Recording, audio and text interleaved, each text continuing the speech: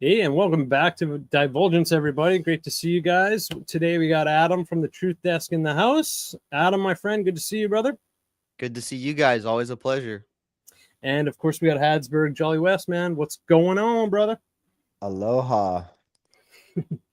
Yeah. So we've actually been kind of talking about this for a while to start having some chats about NASA, the moon landing, space, all that kind of stuff. So we're gonna get the ball rolling now. So I guess we'll go around the table real quick and just kind of say where we stand, some basic thoughts, and before we start jumping into topics, I guess I'll go first. So I've read a few books. And so we had Bart Sibrel on, of course, and I read his book Moon Man, which is like it's almost like a spy thriller mixed with research, which it's a great book. Just matter of figuring out what in there is what. I started, however, with "We Never Went to the Moon," Bill Casing's, which a lot of people seem to reference, and I honestly that was a really good read. Highly recommend that.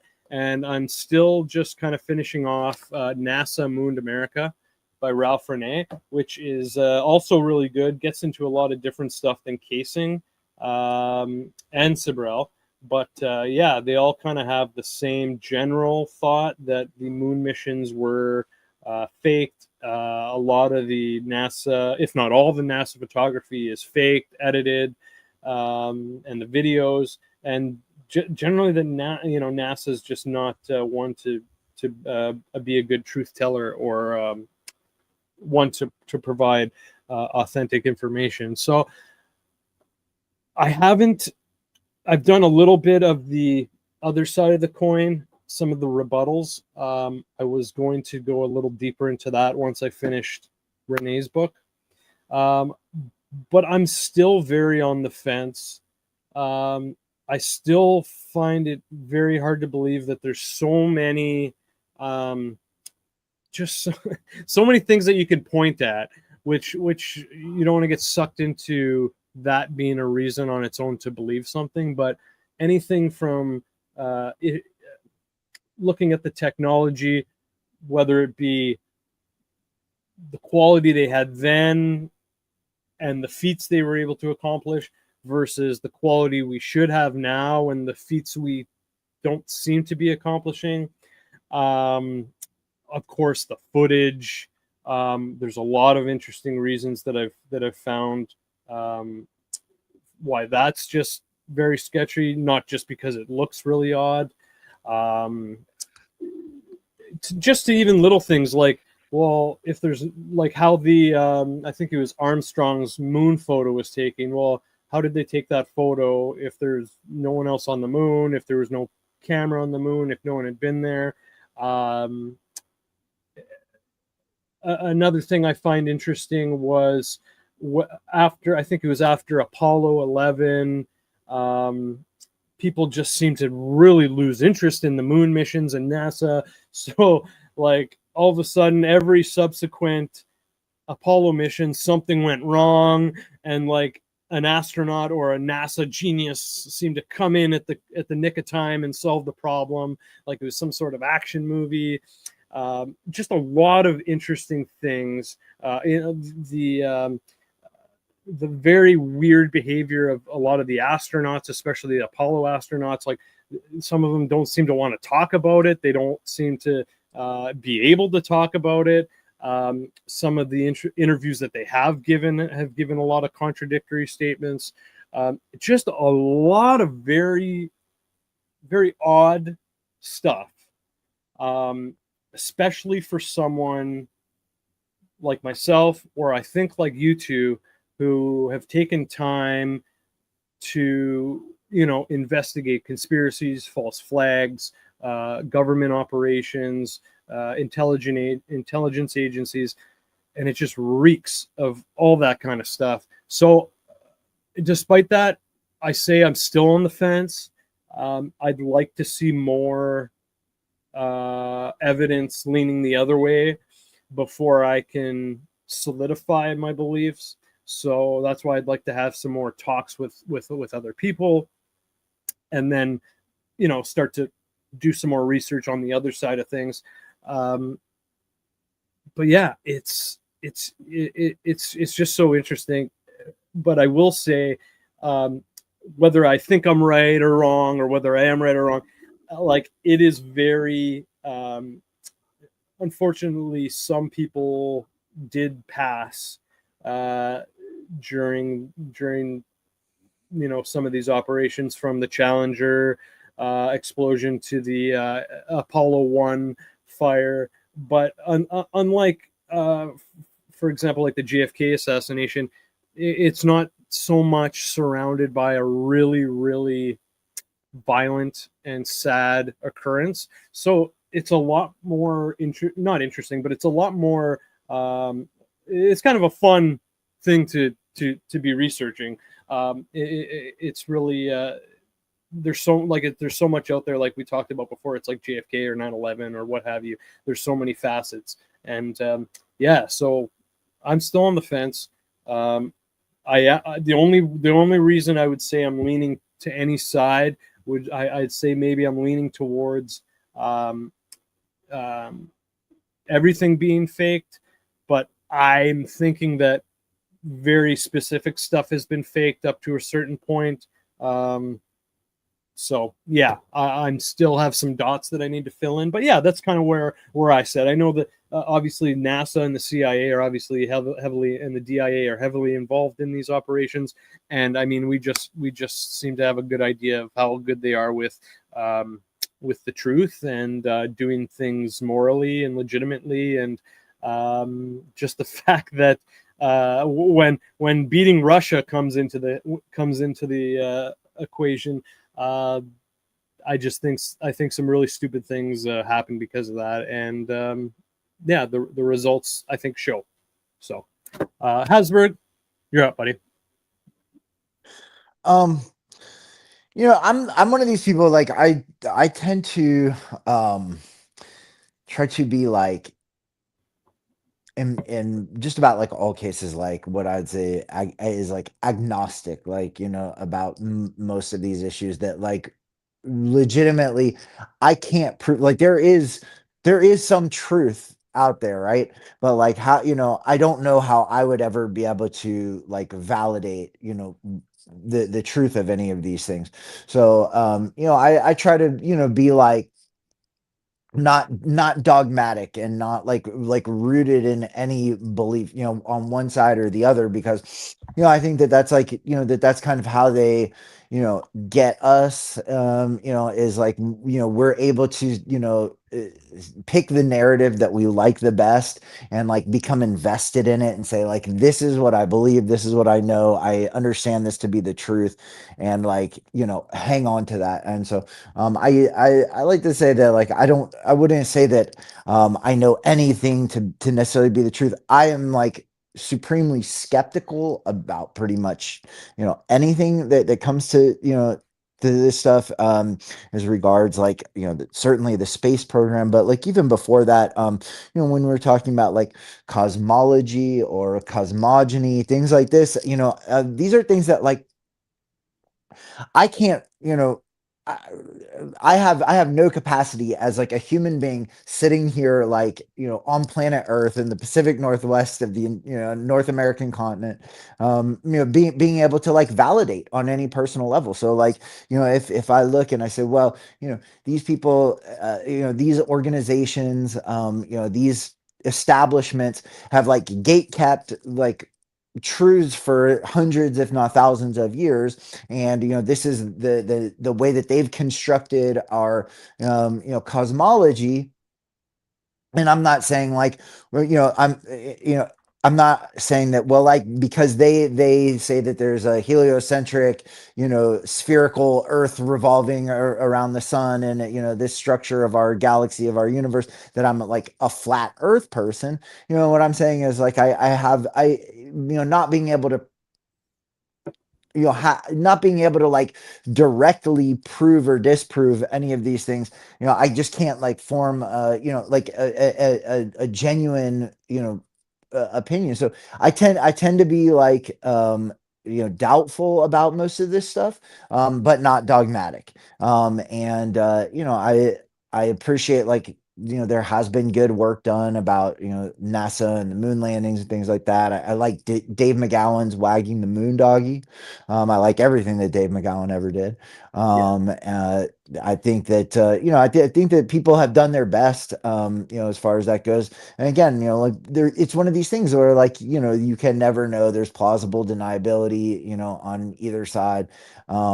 But yeah, I mean, it's like the moon stuff is like the goofiest stuff to me, to be honest with you. I think that, like, there's other things that,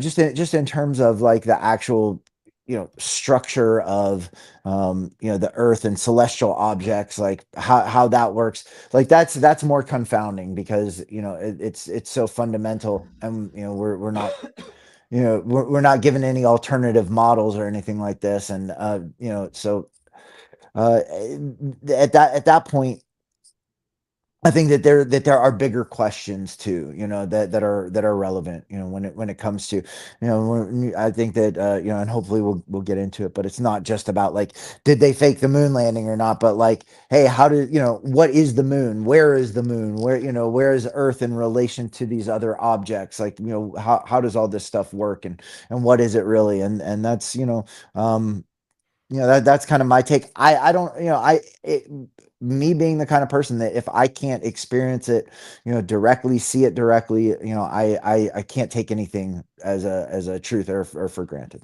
So that's, you know what I mean? If that makes sense. Yeah, man. For sure. For sure. I hear you, man. All right, Adam, shoot us. So I started out believing in a fake moon landing. There were, and I was thinking about this the other day. There used to be these, like, documentaries on mainstream television, like Fox, Discovery, History Channel, where they would go over some of this stuff. And I remember watching those as a kid, talking about mid 2000s. And so I believed in a fake moon landing until about a year ago, when I made a video on my channel, fact checking a conversation between Joe Rogan and Matt Walsh.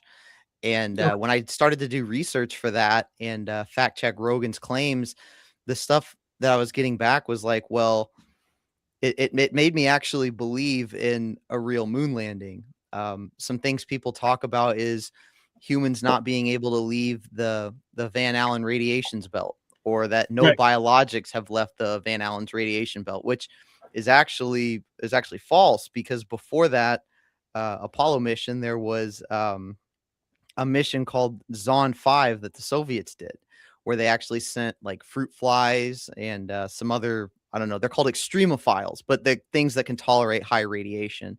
They sent them through the Van Allen belts. Nice. Was that the original paper? Yeah. Globe and Mail, baby. Nice. And so, there is ways that you can get around the Van Allen belts. They're very thin up by the poles, and they're thick towards the middle of the globe. So what they do is they just kind of skirt around it at the poles. And then you look at what would actually go into faking it, because the rocket actually did launch, and people tracked it. Amateur astronomers tracked it. Other governments tracked it. And it went to the moon, and it's still up there, and we can see pictures of it up there.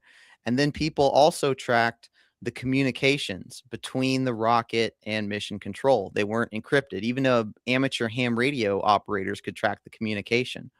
So what would actually go into faking this, if you think it was faked, was they launched the rocket, it went to the moon, and it had a pre-recorded voice and video on board, and mission control would have had to have been talking to this pre-recorded message, because that's the only way you could fake that communication line from the rocket back to Earth. And that gets pretty unbelievable, because now everything has to be timed out. Like they hit play on the tape recorder, and then it's like they have to know down to the fucking second when Buzz is going to say this, when Neil is going to say this. The tape of the moon landing would be coming back to Earth, all pre-recorded from this from the Apollo 11 satellite. So, Sounds and about right. then they collected moon rocks. I know some of like they gave some moon rocks to a diplomat, turned out to be fake, but there's still like there's still a bunch of them. Like there's like 200 pounds or 200 tons. I should have wrote that down, but there's a lot of moon rocks that are real that came from these missions. And so it's like, and they also, you can see the buggy tracks. You can see the buggy tracks in the Apollo in the moon dust and the footprints of the astronauts. So it's like now you're talking about not only pre-recorded video and audio, but where can you see those? oh, there's here. I can let me. I'll Sorry, present it here. You were first you're talking about the Russians sending the fruit flies up, and then when you were talking about the communications with the rocket, are you talking about the Apollo 11? Is that what you were talking about, Apollo 11, or one of the Apollo missions? I mean, any of them, because like I said, people tracked that communication and saw that it was coming from the rocket. So the Apollo rocket would send something back to mission control, and they would say something and send it back, and people tracked that communication. It wasn't. But it's not necessarily a rocket on the moon. I mean, it's going back and forth between the command center and some object, but that doesn't mean that it was on the moon. So I finally got it to go. So here's the pictures that they've taken of. Oh yeah, sorry, Adam. When I noticed you threw it up there twice. I have to be the one to throw it up there. That's why it didn't work at first. Okay. Yeah, just so you know. So yeah, these are pictures. I think these were taken by either by NASA, but there's other ones that have been taken by the South Koreans, by the Japanese, by all different kinds of governments that show the lunar landers of all the Apollo missions and all the lunar tracks. So, and even like amateur astronomers can point their telescopes up at the moon and see this stuff. So it's like something actually went there. And to make those buggy tracks, like now you're talking about a robot, like 1960s technology. You're talking about a robot going around and collecting stuff and they placed experiments. They placed a solar wind. Easier than going to the fucking moon, man. So I mean, what you're saying? 1969, though. I mean, yeah. But your claim is that like with just like a lay, person's technology, something that I can like buy in a store off of a catalog on the internet, I can see the tracks of the rover on the moon. I don't know if it would probably be a pretty powerful telescope, but but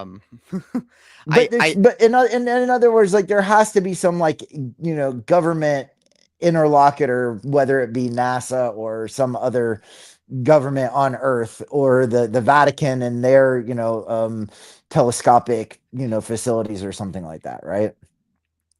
They're like a just regular citizen, even one with like a considerable amount of resources could not purchase a telescope on Earth that they could like stand on their property and see these tracks on the moon, right?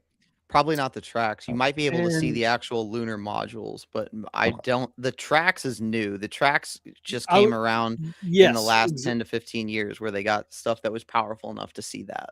And the other thing about anything that comes in the last 10 or 15 years, then, there has to be like some degree of skepticism of, what has been, computer generated. And I mean, that's just where I come from in terms of like my degree of skepticism of, being able to like, accept, like any visual evidence. And I haven't, and another thing with it being newer, because one of the big things was, which seems to be a very, very classic with this whole NASA thing, where if there's scrutiny or criticism to a certain thing, NASA or these NASA apologists, they seem to come up with something to counter it. So I remember how before, I don't know when, but in the past, it was a big thing like, why can't we see the tracks? Why can't we see the rover? And now you're saying, okay, relatively new somewhat, now we can. So it's nice to see that NASA has plugged that hole.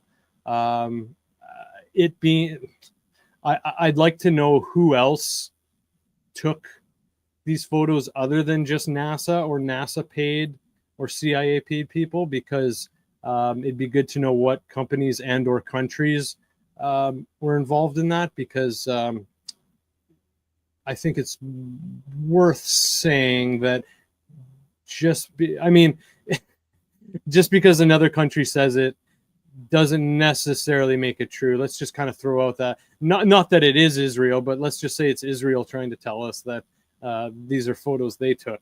I mean, I just don't think people are going to believe that. Well, So I that's think that's a whole nother level of conspiracy to think that, because I think some of them come from South Korea, some come from Japan, Russia. I mean, you're talking about like a huge amount of collusion there to have, yeah, which I mean, I am. I'm open to, I suppose, but like these government, like, even the Soviets in the the Cold War days, if they had proof like this, they could have blown the lid on this whole thing.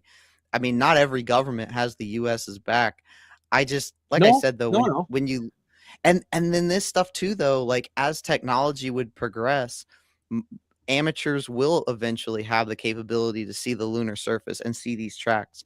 I mean, if you think the moon landing was faked, then eventually it's going to come to light.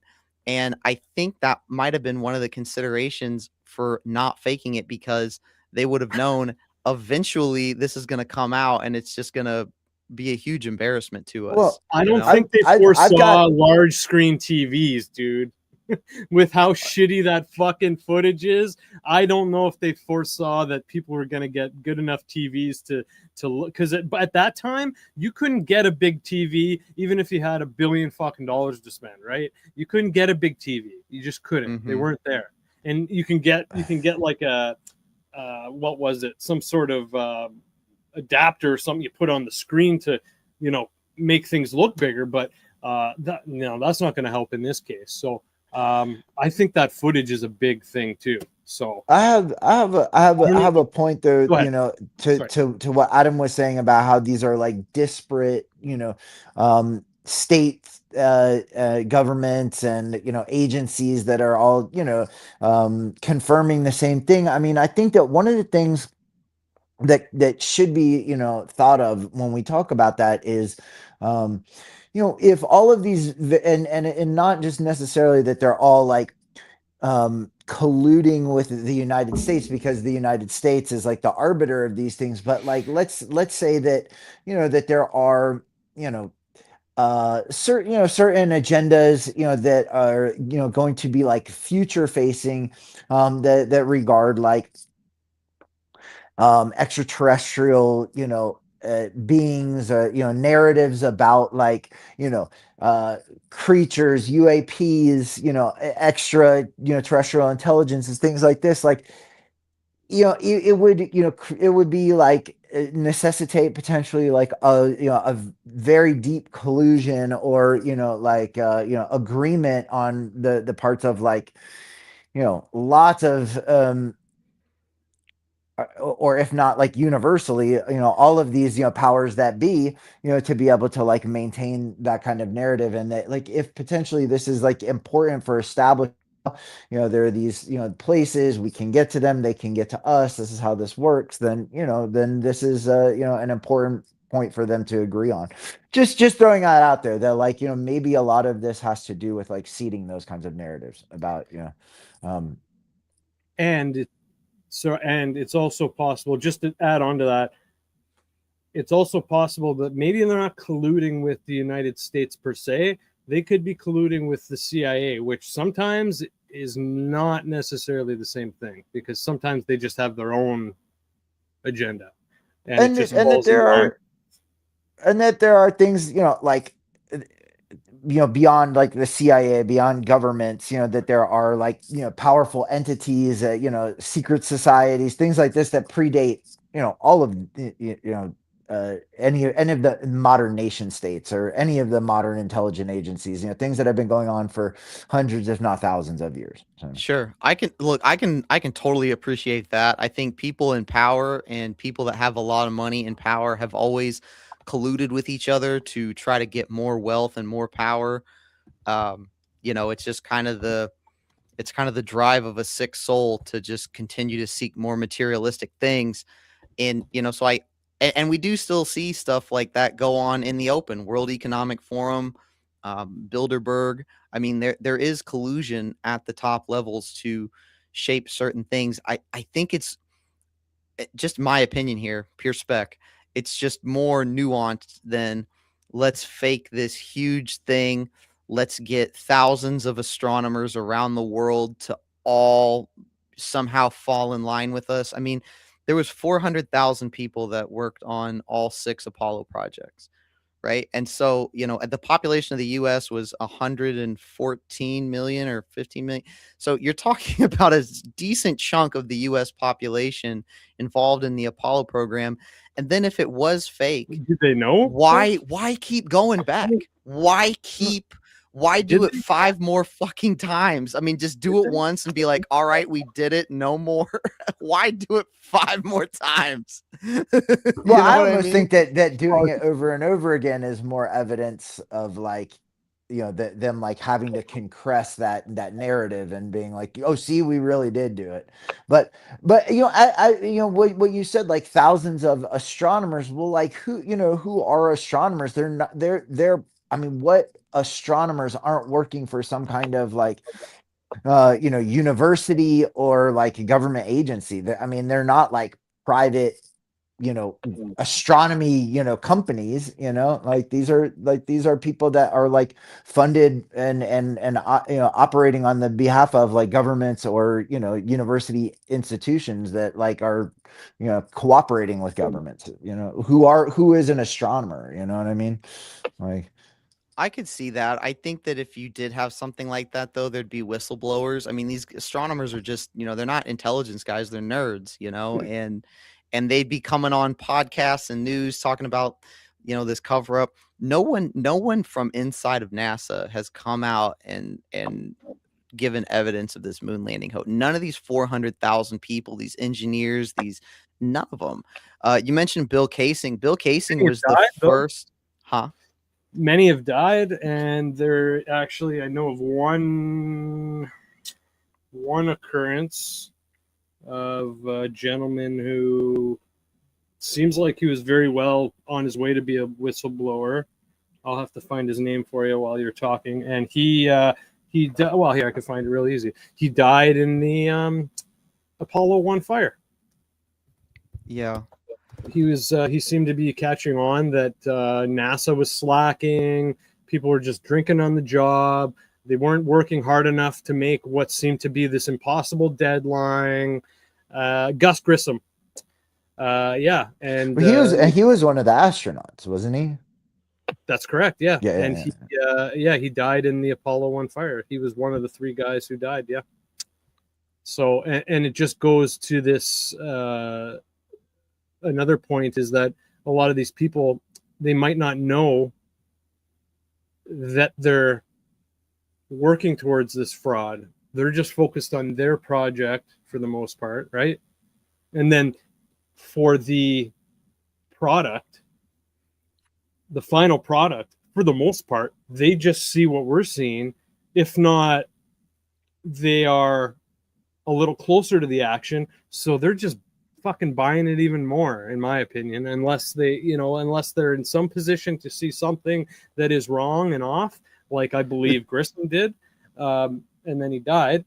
I just don't think they're gonna be noticing this stuff, and I know that's compartmentalization. That's yes, what exactly. you're saying. I mean, it's like when you do have that many people, like it's almost easier to it is almost easier to kind of pigeonhole them into like their own segment of the project. Because if it's only like 10 nobody's of you, then you would have like regular. You'd think like, okay, let's all 10 of us have to be meeting together and updating each other. But it's thousands and thousands of people. So like you said, they're all compartmentalized and off in their own camps.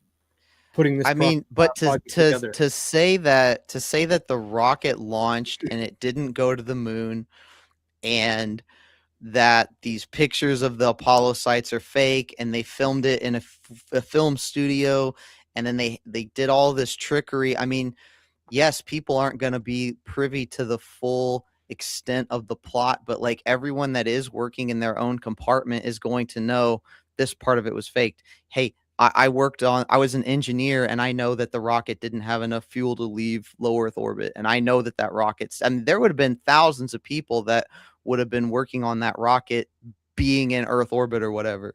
So it's like, there's not a Bob Lazar level whistleblower come out and say, this is what I did. This was my part in faking it.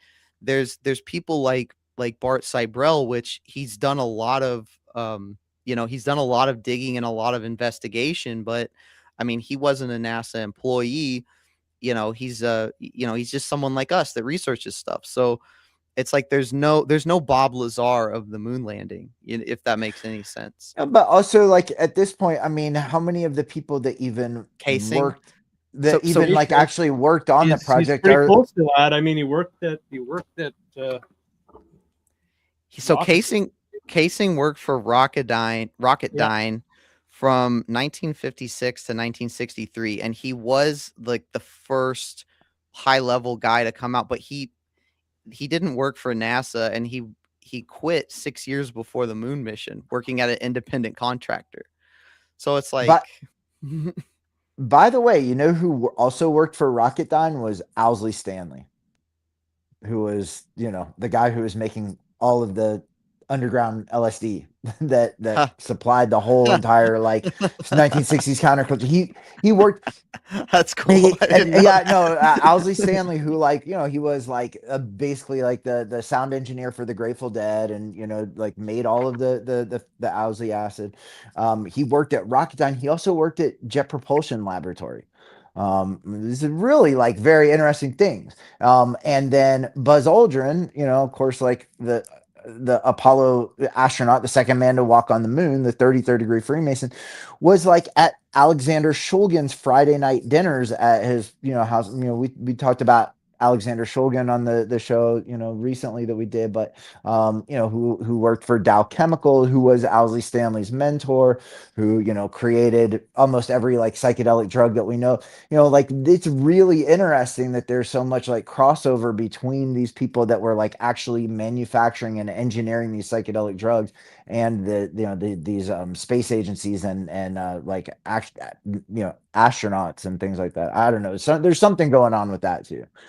So just mentioning that since you brought up Rocketdyne. No, that's cool. But yeah, Owsley Stanley was an employee there, and that their facility that he worked at was like, I want to say maybe at the Santa Susana Pass in east of Los Angeles, like about 11 miles from the Spawn Ranch where the Manson family was staying.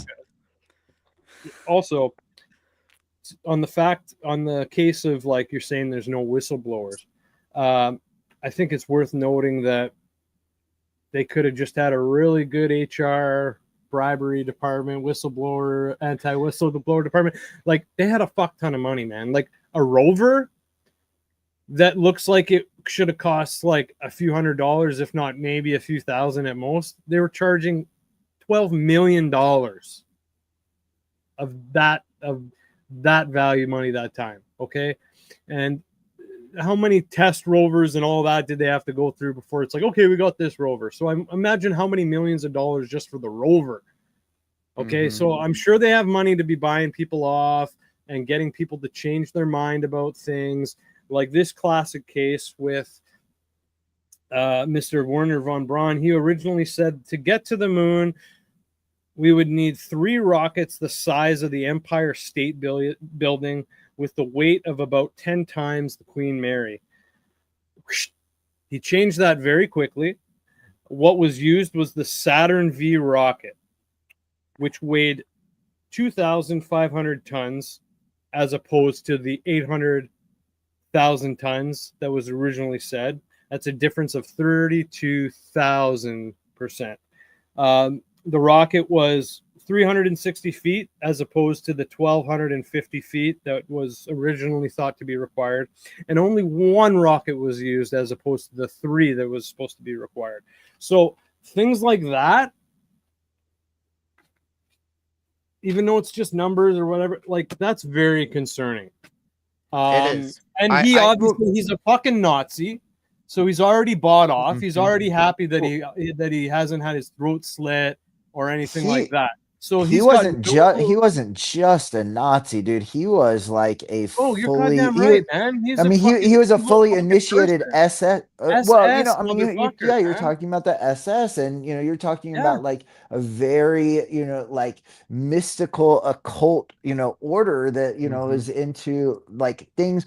You know, when we're talking about like alchemy, you know, social alchemy, social engineering, you know, things that you know they had you know like these ideations about you know like you know turning like changing the world and it's in their image like so you know I think that it's more than just like he wasn't just like a member of the Nazi party, Sure. you know. SS um were hardcore. It, you know, something, shout out Nazis here. I'm just kidding. But I mean, no, like there is a real thing of like the rocket technology that we have today is like directly descended from these people from Nazi Germany. It's like they were the pinnacle of Yeah, dude, the engineering. I V2 mean, program. the you It look all at came from everything paperclip. you look at the amount of ingenuity that the Nazis had, like everything they had was better. The Tiger tank was better than the Sherman tank. The assault rifle that they developed, the intercontinental ballistic missile. I mean, we didn't even barely have a concept of an intercontinental ballistic missile, and these Nazis were close to developing it. So it's like and the Russian rocket technology, because the Russians got a bunch of scientists from their version of paperclip, Right. like the rocket that the Russians use today in their missiles and their it's like directly descended from these original Nazi designs. And you know, von Braun, like you mentioned, it is interesting that so many of the people that truly understood rocketry in the early days were all Nazis, all SS. And even today, people can't, Yeah. like Jeff Bezos, his rocket just fucking exploded. You know, Musk had how many explosions when he first started?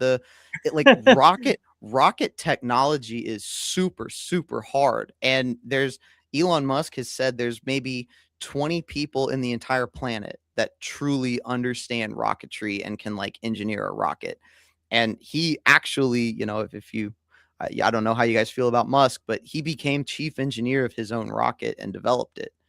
So it's like this, you know, rockets are complicated. Now, Jordan, to your point of the original design was, you know, 3 Empire State Buildings. And I know that there's a problem with space travel that basically the amount of fuel that you need to leave Earth orbit, you start adding more fuel and then you add more weight to the rocket. And so then you have to add more fuel to compensate for that weight. And it just becomes this thing where you're constantly adding more fuel. And Right. it's like Earth's gravity is set. Like if we just had a little bit more gravity here on Earth, we basically wouldn't be able to escape Earth orbit without like exploding ourselves off the face of the planet. Like traditional rocketry wouldn't work if our gravity was more intense than it is. So it is very difficult to leave. I don't know if when von Braun first said that, was he talking about like the conventional fuels that they had at the time? And then I know they developed like solid fuel. I don't know much about rocketry, but uh, did they have like it advancements in the fuel that allowed them to, you which know, It it was should be pretty close pointed to out the too time. that It was a few years away from launching. I'm pretty sure it was pretty close to launch. I'd have to look into that, but it was as a pretty as re, quick flip flop.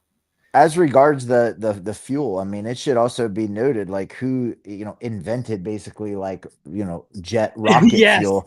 You know, I yes. mean, we need to Thank talk you. about Jack Parsons and JPL, and you know, I mean, this was Aleister Crowley's like top you know disciple like acolyte you know and so you know what like how is it that like all of these people that were involved in like these you know dark mystical arts were the ones who are you know you know so deeply involved in you know shaping like our understanding of these you know technologies or you know inventing the components of these technologies and you know I mean Jack Parsons, you know, as you probably know, like started the you know Agape Lodge of the Ordo Templi Orientis in Pasadena. I mean, that's where JPL is based out of, Pasadena. I mean, I don't know. I mean, these are these are things that I like have to you know wonder like how much of this stuff is like these kind of like mystical, occult workings, and Mm. sort of like psyop mind control stuff, and how much of it is like real science. And Well, like, that's a really good point, because there's so many great thinkers in history that have said that their ideas don't come from them, that they think they're tapping into something, some sort of universal consciousness. Aleister Crowley, like you mentioned, one podcast I was watching, Habsburg, where he channeled this alien. He drew a gray alien, and it's called Lamb, yeah, LAM. lamb, yeah. And so it's like, and there's these stories all over the place of entities, that we don't really understand, that maybe are in another dimension or something, kind of imparting ideas onto humans, for good or for bad. Albert Einstein very famously used to to come up with relativity. He had like two metal balls in his hand and a pie tin underneath, and he would like almost go to sleep, and then the balls would drop Mhm. and they would make a clank noise, wake him up, Finally. and he would be in this semi-conscious state the entire time when he was coming up with relativity and time dilation. And so I think there is something into people tapping into something that's not just their own thought process when they come up with these things. That's a great point. Well, and I think that this is kind of in this is sort of like something that I sort of am still trying to like wrap my mind around, as regards this, like, it is as to whether or not like space is what we think of space as, or if it is like, these other dimensions, and what we're seeing isn't necessarily like physical places that we like actually can get to or not, or like, what's out there, these entities or aliens or extraterrestrials, are like corporeal, things that exist in a physical space, or if it's like, from another dimension. And if that's the case, then it's not really that, like traveling through space to get to a location. It's more like what we're creating, with these technological interfaces, where we're actually able to get, penetrate other dimensions, and have other dimensions like, penetrate into ours through these interfaces, these like computers and things like that. Like, maybe that's the real space, travel. I don't know. Mm. Just, um,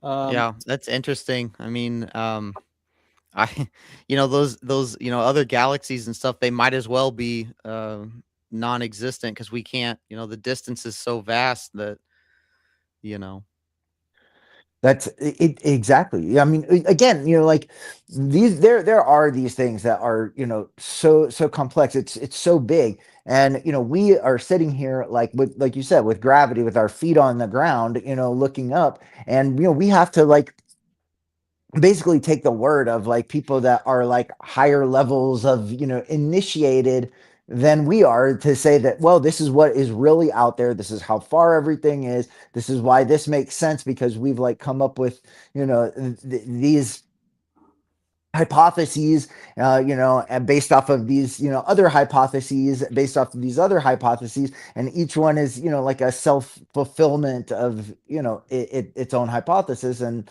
and so on and so forth, and so they all build off of each other, and you're like, okay, we take that for granted because we're taught that in school, and um, yeah. Well, but with our feet on the ground, you and I like can't, we can't vet that out, I was just thinking about this yesterday, how it's so crazy we spend so much money on defense and military, not only in this country but in all other countries.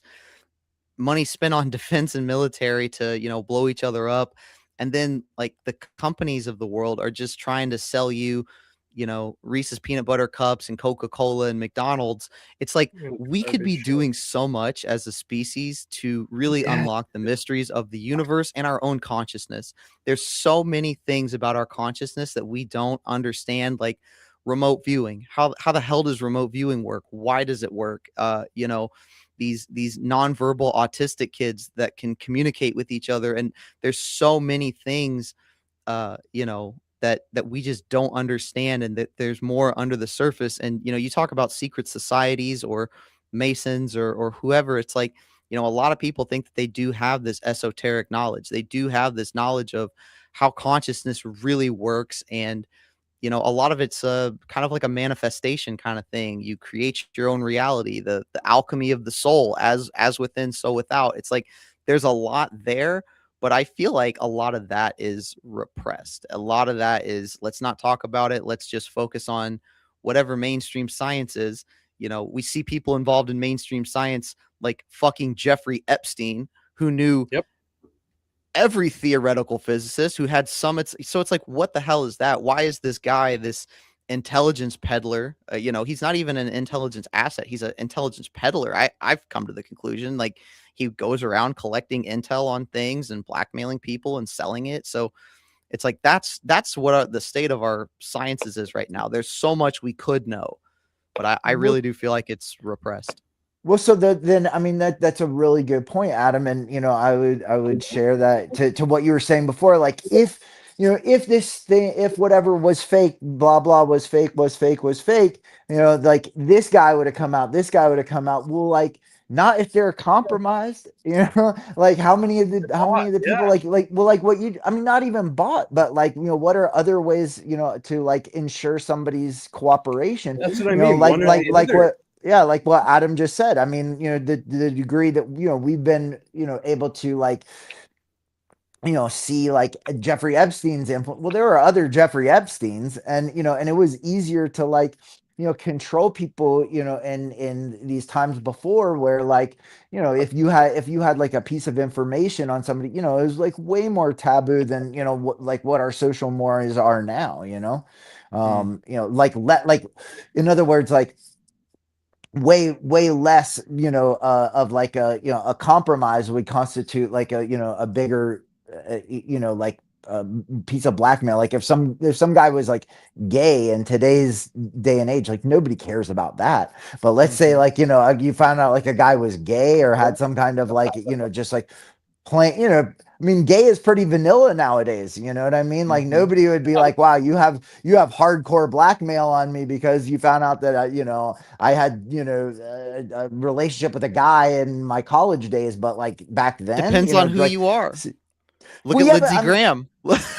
well, yeah. Yeah. But it's June. Come on, Lindsey Graham. It's time to just come out with it. Be who you are. Come on. No, that No, if there ever but was you a see, poster what boy I'm for, saying.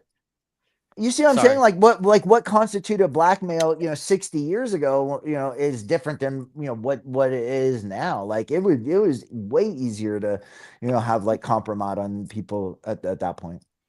Well, and I think it was really easy to control information for the longest time. I think the first time I came on Divulgence, me and Jordan talked about this. Like, like the before think about before the printing press. Most people were fucking illiterate. They didn't read. Like, there's no way to get information. You just work the land like your father did and like your children are going to, and then the printing press comes around. And even that, like if you look at 100 years ago, like who's starting their own paper? Like if we wanted to have this kind of discussion, we gonna write a paper about it and print it out and go around on the street handing it out to people. Like now you can just put something up online and it gets, you can get hundreds of views, thousands of views, millions. And it's like there's more information. And I think a lot of these secrets are being exposed. But on top of that, you also have a lot of misinformation. I mean, true misinformation where it's put out by these intel agencies to mask what's really going on. And I'll bring it back to the moon landing here, where you can say some of the stuff like the doctored photos from NASA, or why are the astronauts acting this way? There could be other things. Like they could have seen something when they were looking out the window. They could have seen an alien spaceship. We could be, who knows? There's all kinds of things we could get into with that, like the photos being doctored. I mean, it just came out in the recent UAP drop. One of the Apollo missions, there was 3 blue dots, like 3 UFOs up in the background. So it's like there could be other reasons why photos are edited, or why astronauts were told to be quiet about something other than a fake moon landing. And it could be bundled into a fake moon landing to say everyone that thinks that NASA's photos are doctored, everyone that talks about NASA is talking about a fake moon landing. So pay no attention to this type thing. Same thing. I think that's the case with people that think the twin towers on 9/11 were melted with a laser. It's to get people away from talking about what really happened, and instead let's focus on a fucking directed energy weapon, you know. Yeah, No, it's a good point. And to true. the degree of like, what you were saying before, you're like, yeah, anybody can write anything and, disseminate information at, the push of a button now. But like how does anything really go viral? I mean, you have these like algorithmic, gatekeeping, I mean, something beyond just like, the like natural inclination of anybody to look at anything is determining what you look at and what you don't look at and what becomes like something viral that everybody looks at the same time. I mean, it's like Mm. it's these algorithms that are in, I mean, it's not the actual things that we write when we push the buttons. Like, I can say anything and nobody gives a shit about what I say. Yeah. Yeah. Yeah, no, these social media algorithms, there's definitely the social engineering ability of, like the YouTube algorithm or Facebook or Instagram or whatever is really, really high. I think about that a lot for everything, election interference or narrative spinning or whatever. Just look at the Hunter Biden laptop. I mean, I mean, at all of it. I mean, just anything, and it's so weird, too. Like, and I would love for us three. This would be like a really good conversation for us to have at some point about like this, algorithmic engineering and like what goes viral and why. Like that would be an awesome topic for us to have like a deep dive like discussion on. But yeah, I mean, I think that like at the end of the day, you make a good point. Like it's not necessarily like it was fake or it was not fake. There are potentially like any number of things that could be going on, that there were, things on the moon or things have, been there, or, who knows. That's why I say like I try to be like pretty like agnostic and not have like a dogma about like it was this or it was that. yeah. To me it doesn't That's a like good thing. to me it doesn't add up, like what we're told. And that could be for any, number of reasons. Yeah, another great example of that is, in my opinion, flat Earth, where, you have certain Yes. things that are like the fact that we can't go to Antarctica. Nobody can. That it's so heavily controlled and regulated that satellite images are scrubbed of it. And it's like, okay, so now we have this theory of flat Earth, and it's like everyone that talks about the odd things about Antarctica, like that's where you go right to flat Earth. And it's like, well, okay, like the Earth doesn't have to be flat for there to be something weird going on with Mhm. Antarctica. There could be some sort of military installation or DARPA or weather modification, or even deeper, you could say there's a UFO base there, whatever. Like there's all kinds of things you could say besides ice wall, flat Earth, and all this stuff. But that Antarctica shit is bundled in with flat Earth, so nobody, if you talk about it, you seem kooky Yeah. because It's shit coding. Like, shit coding. Yes. yeah, shit coding. And that's like, Cheat yeah, coding. and Yeah. that's a really like effective tactic for propaganda, right? For like where, controlling narrative is like, well, to direct people, and like with influence, and like with influencers that have been, selected, and say like, well, when this topic comes up, we're going to frame it in this way, so it's either you can talk about it this way or you can talk about it this way. And that's like a dialectic framing, instead of being like, well, we can have like, on a spectrum of different conversations or different concepts or different ideas. Like, it's directing the narrative into like it's this or it's that. Earth is flat or it's round. Not Mm. like it's not like, well, there's so many different ways that you could like interpret like what is this area that we live on and in. Like, who knows? But when you're like, well, it's either flat or round, that means it's like this or that, and everything else is like meant to direct you into one of those kind of like polarities. Yeah. Yeah. You see the same thing with politics. Everyone gets pigeonholed into one side or the other, and it's like Big time. Big people time. people are really bad about it, where it's like, this is my belief, and like they'll adopt everything. Like Democrats will adopt every Democrat talking point. Republicans will do this. And now granted, I fucking hate 25, that, man. 30% of the country is galvanized one way or the other. There's a lot of people in the middle, but that is a really what you're talking about, Habsburg, a really toxic thing that we do is just like, nope, this is my beliefs, and everyone on the other side is wrong, and it.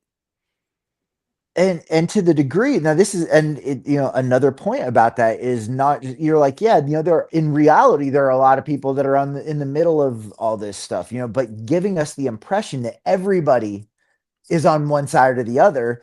It's not just about like people actually being on one side or the other, but it's like giving us this like managed impression that people are completely on one side or the other too. Yeah. And then you're like, if everybody's on one side or the other, like I better pick a side. Yeah. Like where our natural inclination is not necessarily to do that. You know, Yeah. I think it's getting better with the rise of social media and people not getting their information from the mainstream, because the mainstream media is really bad about pigeonholing people. And, we talked last time I was on, I think it was, we talked about the, 2008 post financial crisis, where you had, the Tea Party and you had the 1% movement both rising up saying, let's do something. And then all of a sudden we get all these social issues come into the fray to fight about gay rights and transgenderism and, all this bullshit social stuff that we argue about that distracted us from, what we were all really pissed off about post 2008. And It's like it's the really Epstein bad file.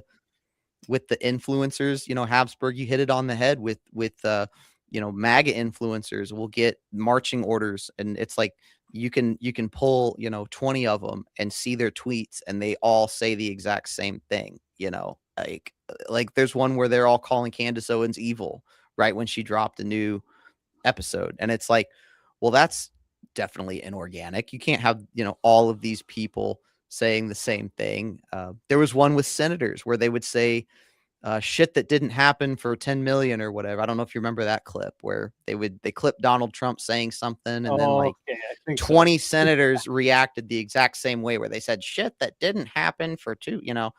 So it's like we can see like blatant social media coordination there.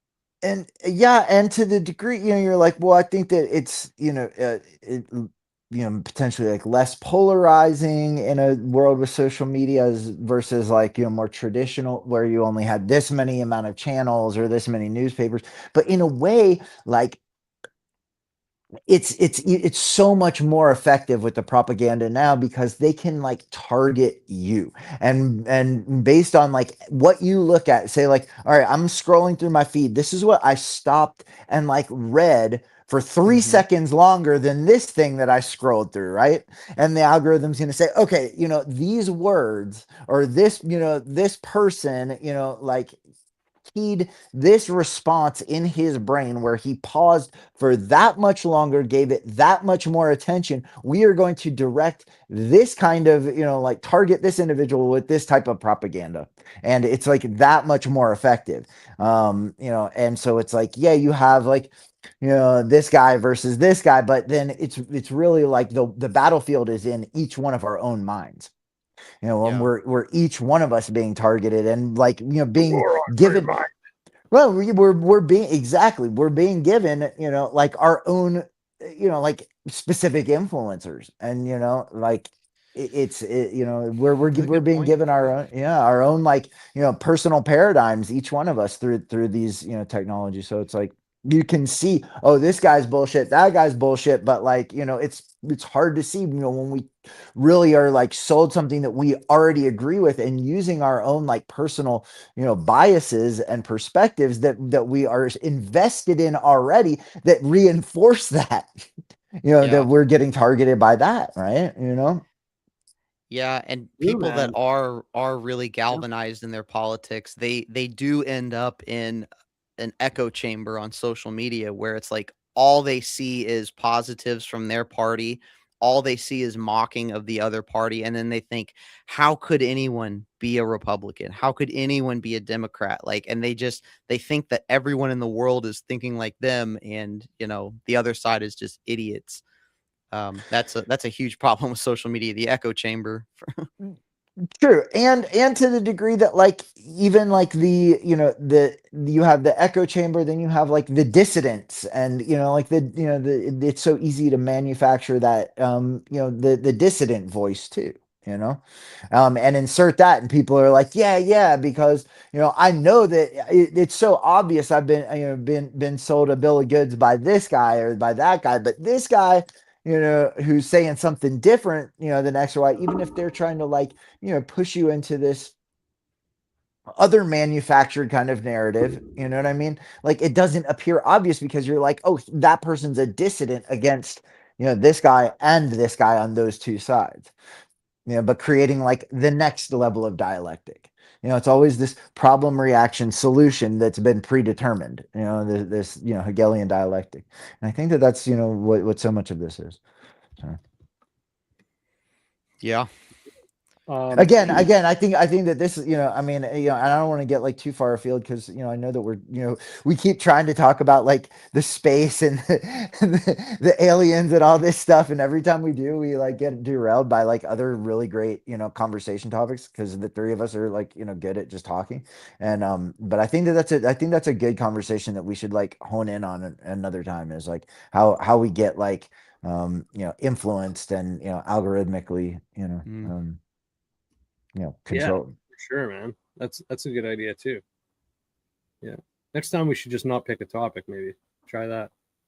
That's what I said. I think that we should do just like these like free form conversations sometimes between the three of us, because like it just it ends up being fun. It does, yeah. Adam, what are your thoughts on what I guess what you could consider like NASA bloopers? Like here's a good one for you. Let's I don't know if you've seen this one. Let's pull this one up. We are headed 3,600 miles above Earth, 15 times higher from the planet than the International Space Station. As we get further away from Earth, we'll pass through the Van Allen belts, an area of dangerous radiation.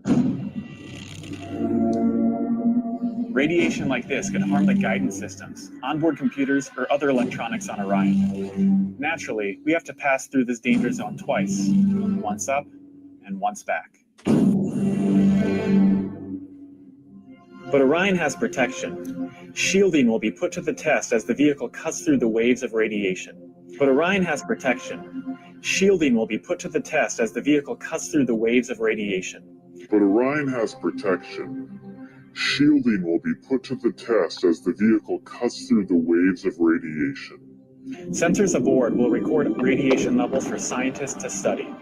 We must solve these challenges before we send people through this region of space. We must solve these challenges before we send people through this region of space. We must solve these challenges before we send people through this region of space. For this flight. Okay. So, thoughts on stuff like that? That's an interesting one because he says a lot of interesting shit. After that came out, NASA pretty much buried the guy. Media couldn't get a hold of him. He wasn't allowed for interviews. Kind of interesting that they make him a spokesperson, so to speak, but then they kind of hide him after saying some pretty wild shit. Slip of the tongue, misread, doesn't know what the fuck he's talking about. What do you think? What are your thoughts on stuff like that? Because we've seen a lot of stuff like that, and we're not even getting into like this is just people saying shit. We're not even getting into the people on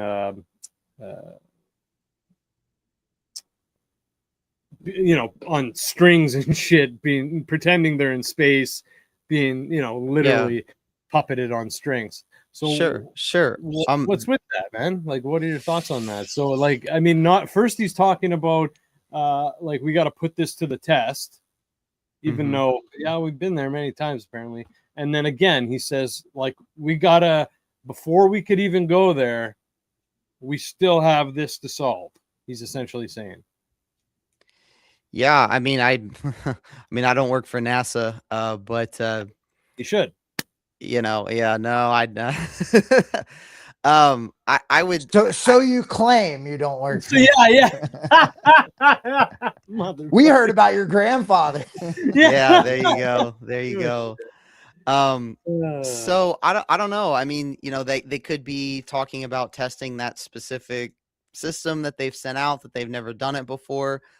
You know, I don't think one, you know, weird quip by a NASA spokesperson is, you know, that damning. I mean, it's interesting.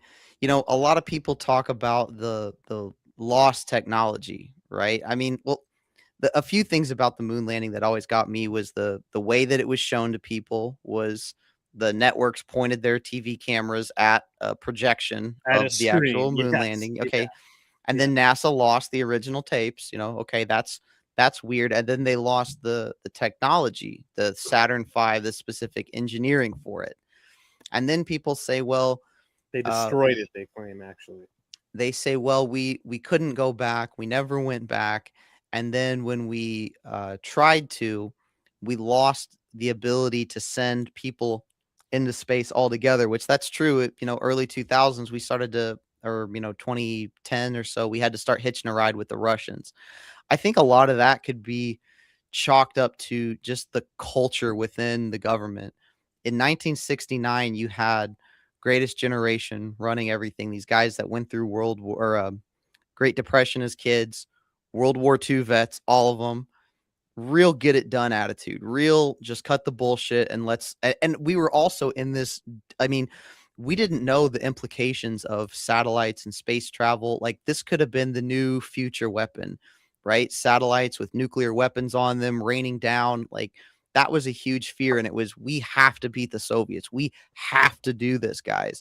And they pulled together, and the original Apollo program had a budget of 4% of the entire federal budget was dedicated to it.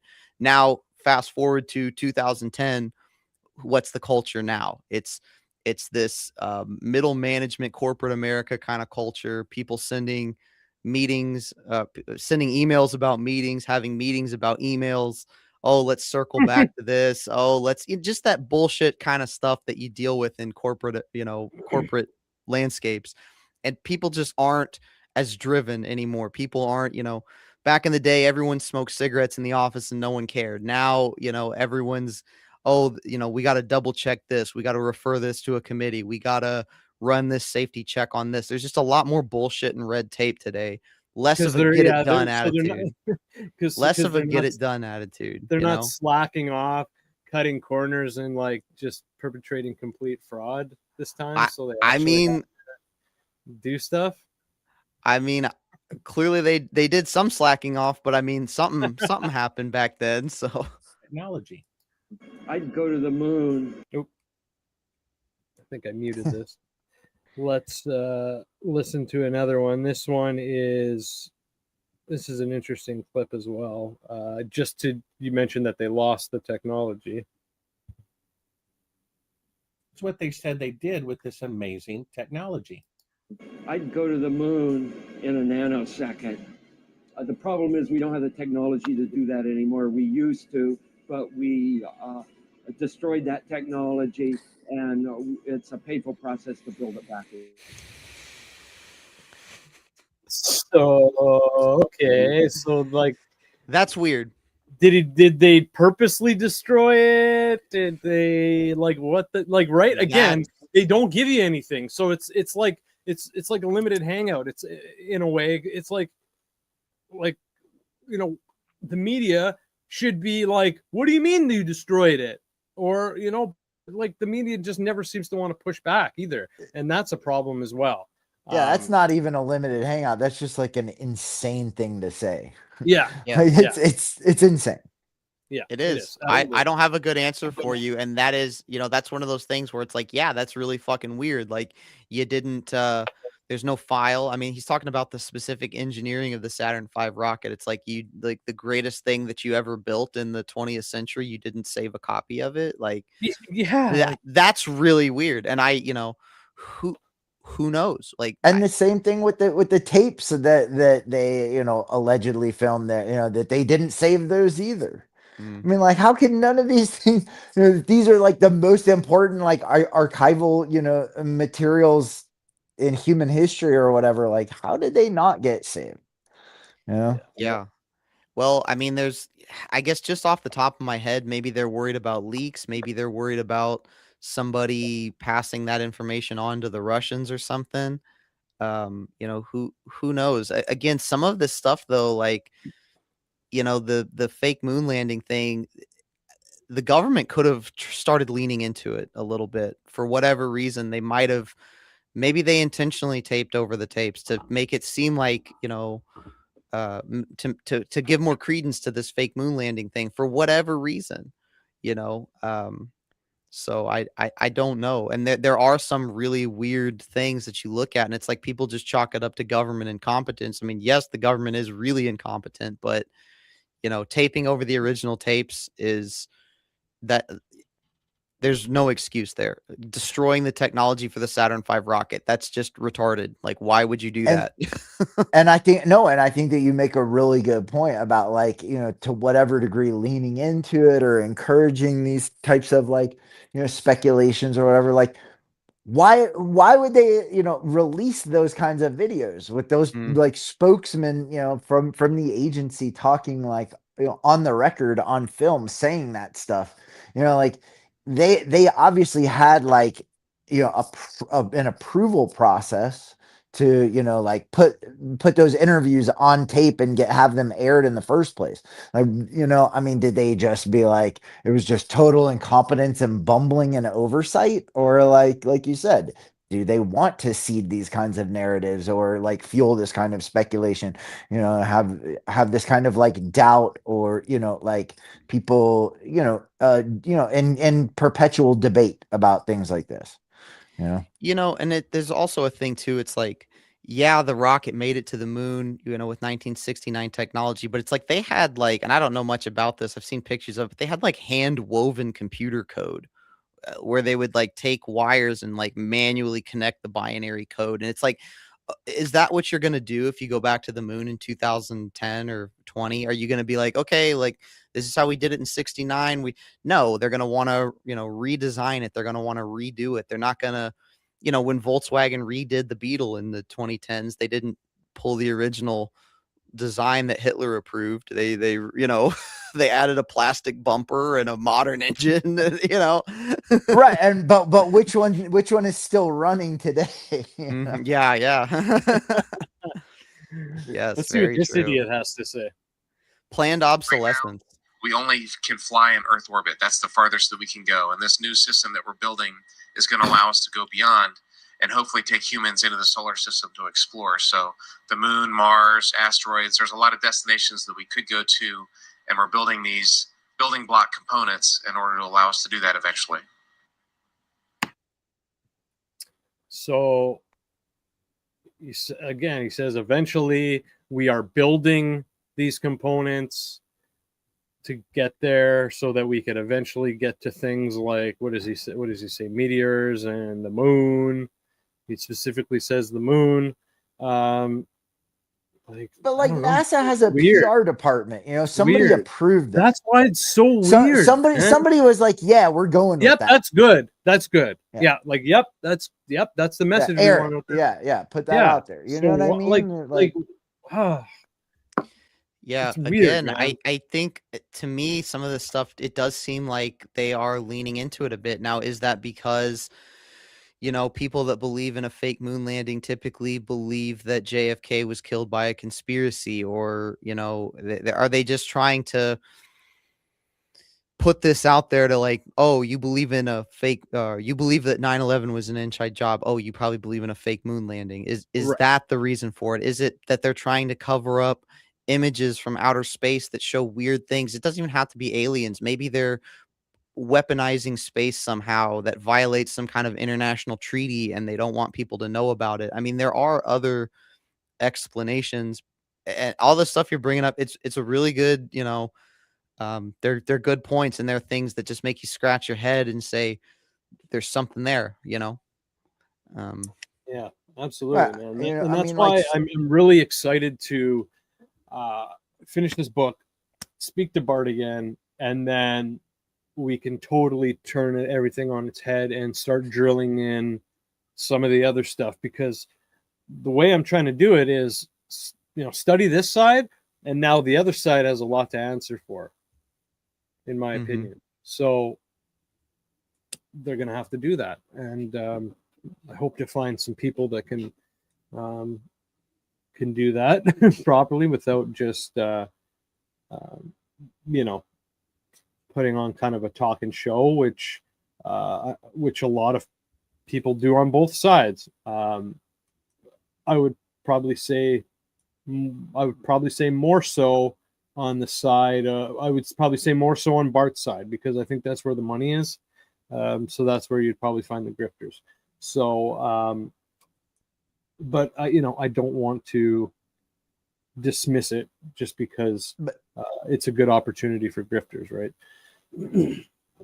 Yeah, and a lot of this kind of stuff too is like, and I was thinking about this before I came on here. It's like some of these theories you see, like, and I'm like with flat Earth, you'll see a documentary or something, an hour-long documentary come out about it, and like they'll spend 20 minutes like framing you first. They'll say, just think about the world that you live in, and Yes. the lies that could be possible. And it's almost like they'll spend 20 minutes talking about essentially nothing, not giving you facts, but just telling you, hey, there's a lot of things to question in your reality, which Priming you. yes, there are, but it's like that's almost like a manipulation tactic. It's the Yeah, same they're thing. Like if priming the I were to sit down with someone and like Jordan, if I had a conversation with you and I said, Jordan, I really don't like it when people are closed-minded, and it's just when people try and hold back parts of themselves,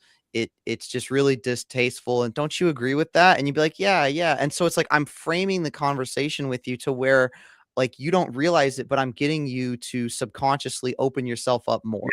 And it's like that's what a lot of these, especially flat Earth documentaries do. And I've seen fake moon landing documentaries do the same thing. Those ones that I talked about earlier that were on mainstream television, they used to talk about the flag flapping in the breeze. Obviously, there's a rod in it, and as they twist it, it makes the fabric move around. It's like they would talk about the thing that you can see behind the astronaut, the so-called wire, which was just an antenna. It was an antenna on the back of their suits that like how their radios worked. And so it's like this shit was on like Fox and Discovery and History, and it's like they're putting shit out that's like really easy to debunk if you know what's going on. So it's like I'm always really suspicious when I turn on some sort of video or documentary about it and I see instantly that framing kind of stuff going on. Yeah, man, I know what you mean. Absolutely. Well, and to the degree too, where like if you know what's going on, and like the truth is we don't know what's going on. Like you have like to be able to like form like a an opinion about it one way or the other. Like you have to accept things as being like this is true or this is not true. Like I'm accepting what this person says is true, or I'm accepting what that person says it's true. And like this is like truly something that like not a single one of us is qualified to say like, yeah, I know this to be like the case from like my personal experience. I was there. Like I wore the suit. I sat in the ship. I like blasted off. You know what I mean? Like there's like it's to accept anything as like, well, that's the truth. Like you're basically like having to say like, well, this is what am willing to believe the most. And I will just say too, I had a couple more things. The main reasons I believe in the moon landing are like I talked about, where the communications were tracked. the pictures of the buggy tracks, and additionally, the movements of the astronauts. People used to say maybe they slowed it down. It was just regular people jumping around and they Yeah, slowed it down. They've analyzed their movements, and they've also that doesn't make sense. analyzed the dust that they kicked up. Like when their boots hit the ground and the dust, Yeah, they've analyzed how that dust flies up, and it's consistent with moon gravity, which is like 1/8 or 1/4 of Earth gravity. So it's like that's pretty powerful there. It's like, that's a whole another level of fakery to fake moon gravity in the dust. And then I had one more thing here. People often point out the deep fake detectors that they've used on images, or like the Russians came out and said they ran it through these AI deep fake detectors, but an AI deepfake detector is designed to detect images that were altered with AI, not necessarily how you would doctor an image from the 1960s where you had to like actually physically put something there. So those are all just things that everything combined, the buggy tracks, the communications, the dust and everything. When you put it all together, it's like it might have actually been easier to send people up. Now, did they capture something on film on the way up? Did the astronauts see something? Why were they in quarantine for 3 weeks? Or did they have to be debriefed? well, of course they got to put them in quarantine. That's the rules. You got to follow the script, dude. Well, and people talk about the Apollo 11 post-mission press conference with Aldrin and Armstrong and the cuck that stayed inside the spaceship. And they say, well, these guys look really weird. And it's like, well, a few things with that. Like, number one, and I think someone, maybe I was watching your Cybrel show and Cybrel brought this up, or maybe Habsburg brought this up, but that the astronauts are just kind of weird guys and they don't like to give press interviews. It's like these guys were like selected for the mission because of how stoic their temperament was. I mean, like, these aren't normal human beings. Like, to be able to, like, if someone were to just come to you and say, Jordan, we want to put you in a tiny box and shoot you fucking however many hundreds of thousands of miles away from the Earth, like, think about what that would do to you floating out into space in this little box. And then if something starts to go wrong and you've got a normal human up there, they're going to start panicking and freaking out. I mean, there's been astronauts that have freaked out and like gone crazy just on the International Space Station. Like, I think there was a story. I mean, don't quote me on this. I think like someone tried to open the hatch while they were up there, and like these other astronauts had to restrain them. So it's like it can psychologically break you just being up there. And like these guys that did this mission, they weren't PR guys. They weren't actors. They were like, yes, they were. I'm sorry. I'm gonna have to stop you there, my friend. That is exactly. I was gonna rebut you by saying they were actually chosen because they have charisma and they are good looking and they are all American looking and they're 33rd degree Freemasons and they're fucking Masons. So they're gonna go along with the goddamn plan, and they're gonna. Even though for whatever reason they didn't seem to want to do media afterwards, the media they did, they could trust them to do that. And if they look like that because they are having mental health issues, then that's like super sick of Nats to put people in front of a camera like that, like animals when they're having a mental health crisis. I just meant the post interview that you saw was them immediately coming out of that 3-week quarantine where they would have had minimal human contact. Yep. Like they just went through this thing of going to the moon and back. Then they're in quarantine for 3 weeks, and now they get paraded in front of the cameras. And it's like, yeah, they're nervous and awkward, but I mean, they, you say they're PR guys, like they were like military as what I remember. They were like officers or. Like they didn't I'm not saying they're not. I'm not saying they're not that. That's definitely. I don't think that's what me or Habsburg are trying to say. But well, I mean, think about it. Like Elvis was military too. I mean, like just because you're military. A lot of people were military. So is Jimi Hendrix, I guess. Right. You know what I'm saying? I mean, Jerry Garcia. All these guys are in the military. So, but I mean, whatever. I think again, like I think that there's you know there's ways like anybody could you can look at it from the perspective that Jordan is saying, or the perspective that you're saying, and Huh. like kind of part of it is They we're going to look be pretty happy here, huh? we're I going to wonder- be projecting wonder we're what going to be projecting our own like biases and our own personal conception. Like you look at their face, and there have been like so many studies about this kind of thing, and like they show you an image of a person's face and be like, oh, what's their emotion say, and this person is going to say like, well, that person is feeling this, that person is feeling that, but it's like it's more like a reflection of like our perspective than the actual whatever's going on with that person. We see what we see, what we're like inclined to see, but and I I'm think also that's trying to. Sorry, keep going. Sorry. no, just that's like how the mind works, like I'm going to say like, oh, they look this way, and if I'm inclined to think that way. So were all three of them, Neil, Buzz, and the Cuck, were they all 33rd degree Freemasons? I know that Armstrong and Aldrin definitely were. I'm not sure who the third person on. I'm just be totally honest with you. I'm not sure who the third person on Apollo 11 was off the top of my head. Do you know, Jordan? Sorry, the third person. Yeah, of who Apollo is 11? Michael who's the Collins, other was it? Yeah, it's Collins. Yep. Yeah. I Googled it. I guessed it before Google popped up, though. Okay. I just want everyone to know that. Yeah, Michael. It's interesting here in this photo. Alan Shepard, he's getting his medal. He was always really happy in photos, and it's interesting because I think he just go into orbit, and I think during that time there was no moon landings, fake or real. So he didn't have to push a lie, whether the other guys did or not. So no reason for him to be upset. Alan Shepard was a Freemason too, though. He was. Yeah. No. I'm just saying that, like, I think it's.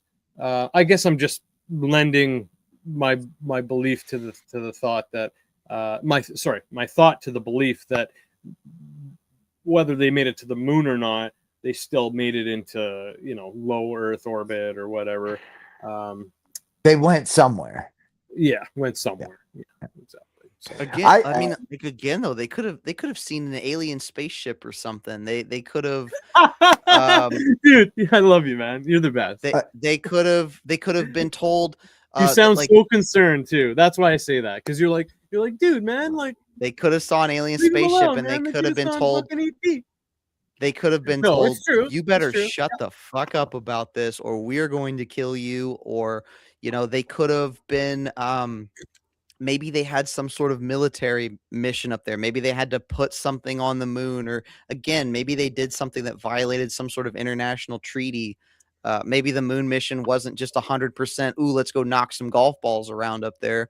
Maybe they did something in a military capacity that they have to, never talk about. There's all kinds of things. I can get behind that because it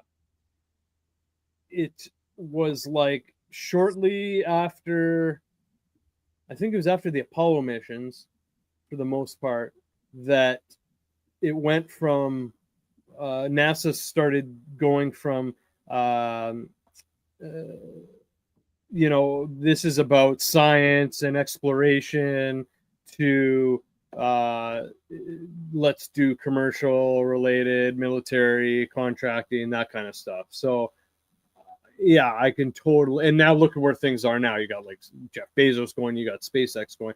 So yeah, I could totally see that being the case.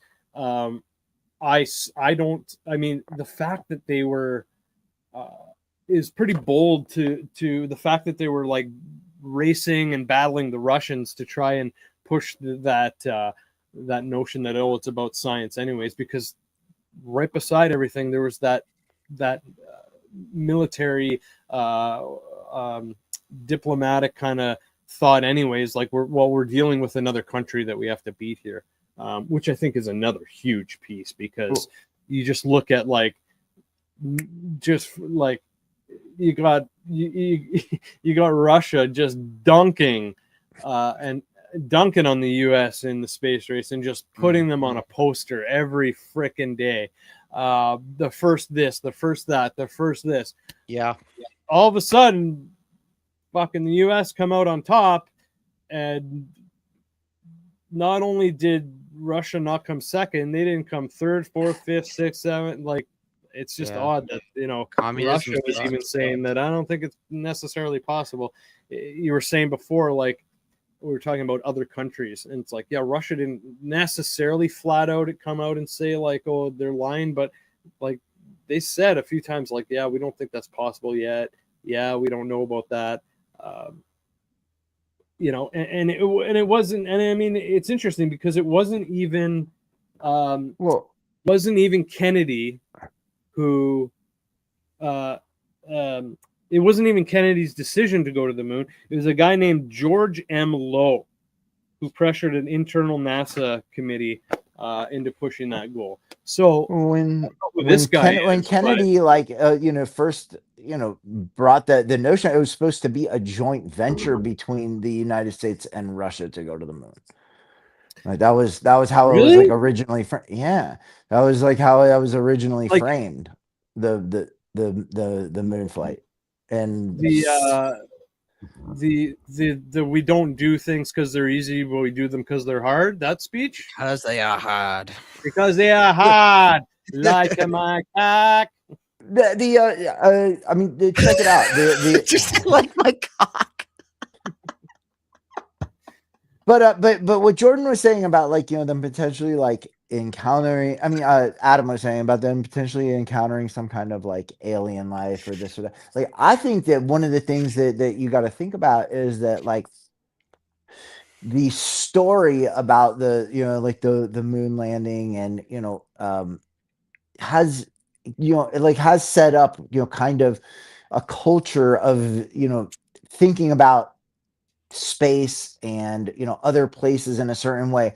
And now that we're, like, having all of this, alien disclosure is imminent, like, why, what is significant about them, like, having this Orion mission to the moon and, like, in this same atmosphere right now, as all of this disclosure and things like this. Like, I think that it does, like, lend some like credibility to if we can go to this other place in space, they can come to us too, and that sort of, like, helps to frame the narrative, if that this is, like, what's being developed, is that, yeah, there's aliens, they've come here, they've been here, this and that, and we're gonna finally let like, that's the our like, our universal kind of outlook is, like, yeah, it makes sense because we've been out there to places out in space too, they can get to us.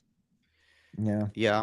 I saw that comment from Mad Mac about having actors for presidents. I mean, he hit the nail on the head. I think Reagan was an actor. Bill Clinton was clearly compromised as all shit. You got G.W. Bush the second, son of the first. I mean, it's a real shit show, American politics.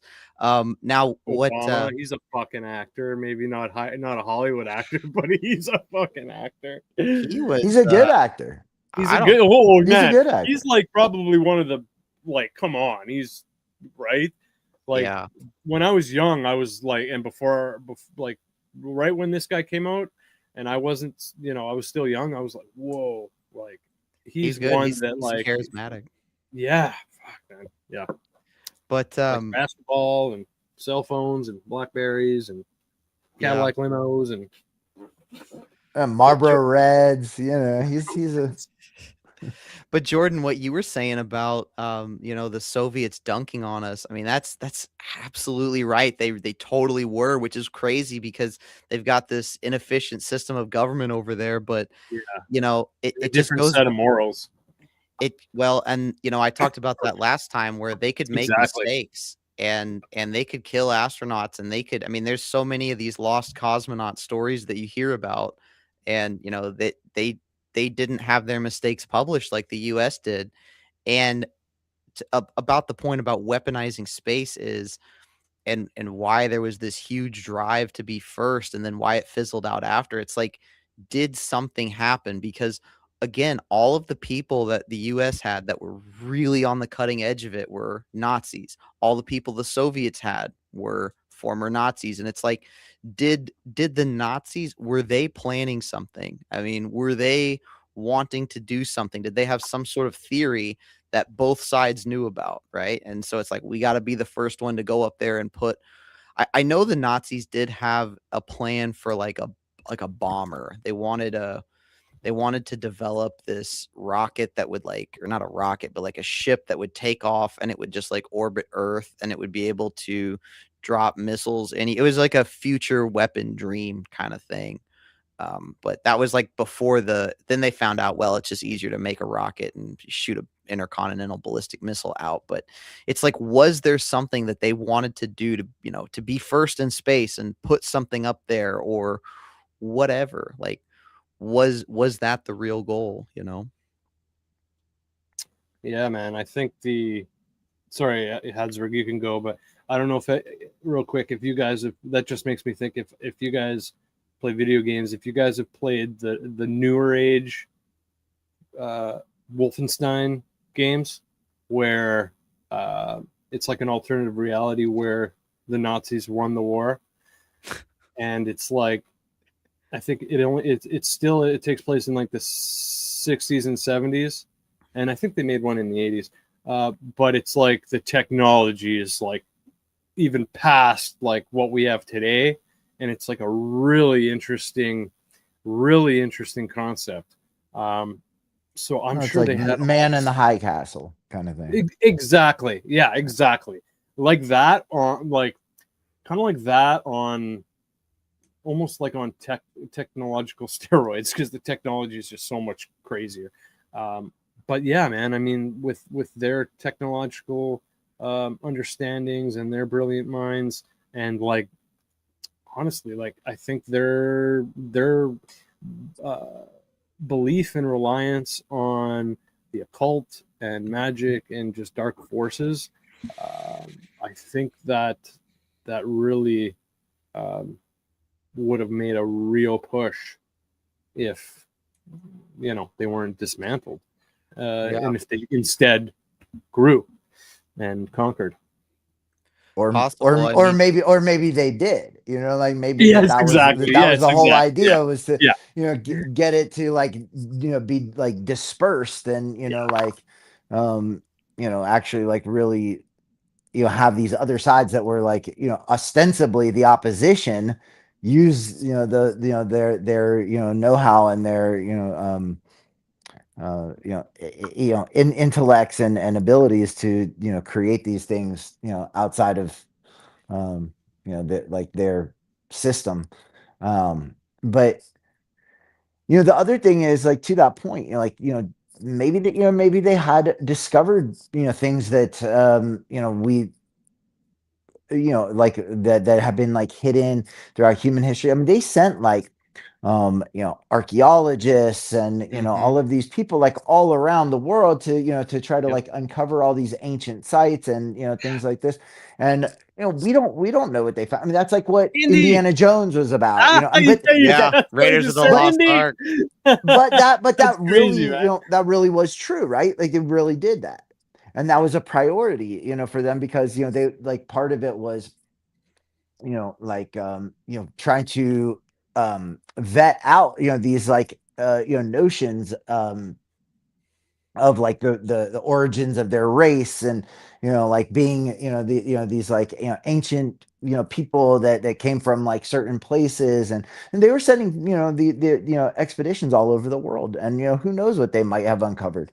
I mean, in addition to having like more advanced engineers, and the Germans always have, like, look at their cars versus I mean, like, just things like that, like they they prioritize engineering in that society, but they certainly may have discovered like some kind of ancient technology, the esoteric thing that I don't think it's that ridiculous to consider. Not at all, man. Like, and just with how much effort they were putting into all these other things that weren't necessary. I mean, they were related to winning the war and the future and all that, but they weren't, it wasn't necessarily battlefield helping, definitely not front line helping or anything like that. So just to think of all the resources, money, people and stuff that they put towards these other causes,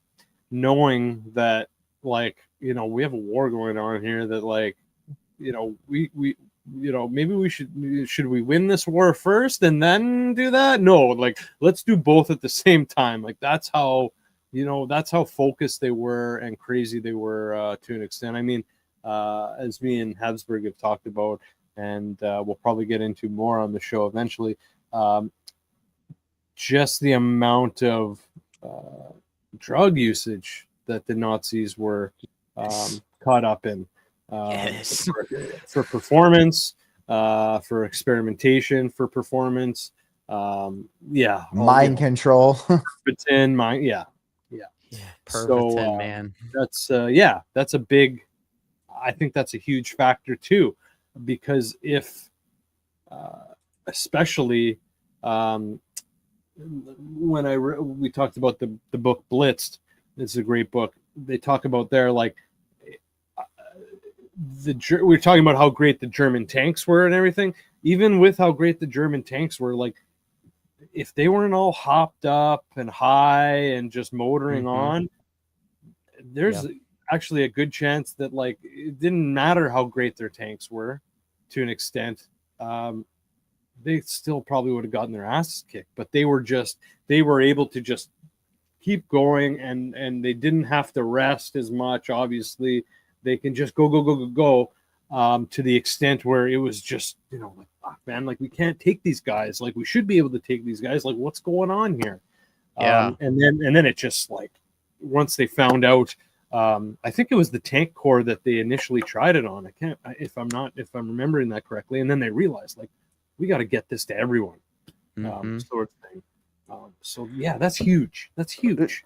Well, Blitzkrieg, like, I mean, the people talk about the miracle of Dunkirk. Like, the soldiers that were chasing the British had been up for 3 days. That's why Hitler ordered them to stop, because he's like, these guys have been hopped up on Pervitin. A few things with the Nazis. One thing is, like, they developed that, allegedly developed the bell, the spinning mercury bell. It was called Die Glocke. And and the cage for it is still, it's somewhere, it's like in the Ardennes forest. The cage that they had this, it was like a bell that had all these ropes and tethers around it, and they would spin mercury in it, and it would levitate. And then all of the original UFO sightings looked like a similar design to Die Glocke, that you had the saucer aspect of it come out, but, like, Die Glocke was, like, just a bell. And so it's like, you've got that. And then, Habsburg, you were talking about all of the occult connections to, we see that even still today with, in the Hillary Clinton emails, during the Iraq War. She's asking questions about, did we find the tomb of Gilgamesh? Right? Like the biblical giant. And so it's like, there is this interest, still. Yes, the Nazis had this interest in the occult and occult artifacts, and they were looking for the Ark of the Covenant. And, but it's like, people are still, here's Hillary Clinton inquiring about the tomb of a biblical giant, And of course, there's evidence for giants everywhere, but, But you talk about the Ark of the Covenant, like, doesn't Trump have, like, this, like, solid gold, replica of the Ark of the Covenant at his house? Yes, at Mar-a-Lago. At Mar-a-Lago, right? Yes. I mean, yes, like, I remember. This stuff, like, this stuff is of relevance. I mean, these people are, like, ritually, engaged with this kind of stuff, the power structure. I'll tell you another thing that, since we were bringing up drugs, and all this, I think when the Apollo 11, moon landing happened, I mean, what was going on that summer was, like, the, like, largest mass intake of, like, drugs, like, in, human history. Like, a couple of weeks later was Woodstock. like that, like for the the summer of 1969, like I mean, you had like these festivals, like masses of people, just like LSD being unleashed, in a way that it had never been before, and like concurrent with this event, like what were they doing to like like the plasticity of these people's minds, and like their degree of like influenceability, like things like that. I mean, like, just again, since you brought up the drugs, and like what these experiments were happening like back then, with the Nazis, with the paperclip programs, incorporating those kind of technologies. I mean, how might that relate? And like what people were doing on a mass scale at that time, and who was making the like literally in 1969, basically every hit of acid that was being consumed that summer when the moon landing happened was being made by Owsley Stanley, like literally manufactured by one person who was formerly a JPL and Rocketdyne employee. Yeah. Like, I mean, I don't know. It's weird stuff. Like that. Like there. It's if it's completely like a tangential connection or whatever. There's still like that the timing was concurrent. But I think that like a lot, and again, we talk about like with those kinds of like chemicals, people like encounter entities and aliens, and have these kind of like cosmic type of journeys and things like this, and like I think to so much of a degree, like whatever our space programs are or are not about, like it's going to culminate in like we're going to be told that they're these aliens pretty soon, right? I mean, like this seems to be like immediately on the horizon. Yeah. And yeah, and so like to what degree like people's like psychological, spiritual interface, by taking those drugs, like prep them, for these, events that they're also being, prepped for, with like a space program, all of it culminating in like, okay, here are our alien overlords, and they've always been here, and Yeah, I mean, it's quite possible. Like, these you're right about these ceremonies. Like the same thing with Burning Man. It's like they burn this giant effigy out. And it's this big sex and drug hedonistic, thing. Same thing with Bohemian Grove, where all of these elites go out and burn this owl effigy, and like they take this shit seriously. Like they don't just think they're going out in the woods and having a bonfire. Like they really think that they are transferring like their sins onto the owl and then burning the owl, and it like burns their sins away. Like these people that do these terrible things think that they're cleansing their soul by doing that. We talked about Werner von Braun. He's got some quote where he says the last thing that they'll do is an alien false flag. like You while know? he was like dying, he told his assistant Yeah. that. It was like, yeah. So it's like, what's with this UFO disclosure, it's like what is going on here? Why now? And you look at shit like the War of the Worlds broadcast by Orson Welles in the 30s. Like that's weird. He made it seem like he came on the radio and told everyone there's an alien invasion. They got to monitor the results of it for a little bit, and then was that some sort of test tube kind of project? Okay, how are people going to react when and people like that? Oh, it was just a joke, ha ha ha. No, like people were like standing outside their houses with shotguns, like waiting for these aliens to come. Like that whole thing, and that was like what, 1930 something. Like that's weird. Now the head of the space program says there's an alien false flag coming. Okay, and now of course it's Trump. Of course it's fucking Donald Trump that's going to come out, and the recent UFO release was, you scrolled through the website and it said aliens are here, they walk among us. Hinton Prime, thanks for that comment. That's a nice comment there. Saying there's aliens here, they walk among us, and then it's some stupid fucking trolling post about illegal aliens, you know. Yeah. Totally. No, and to your point, dude, like,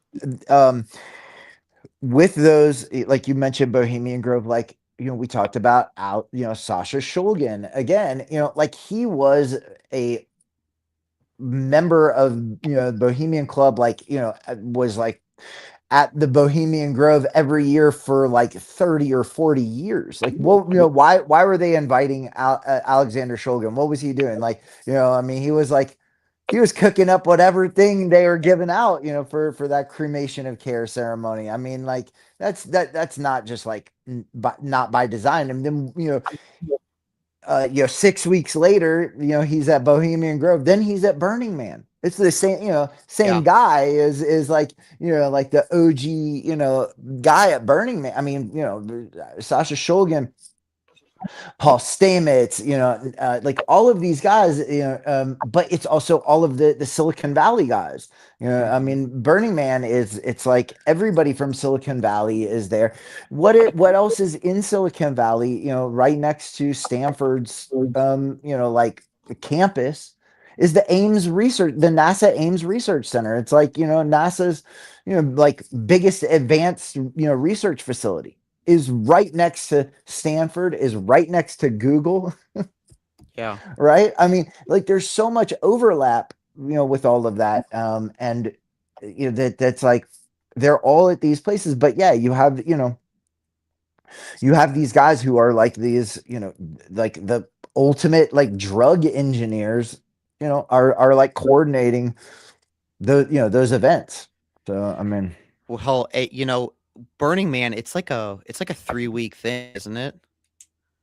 It's not. How It's long? Holy crap. it goes basically they start setting it up like the weekend before, and then like people, like people come out that volunteer and are like setting it up, but the actual like, Burning Man festival, starts like the week and ends like on Labor Day.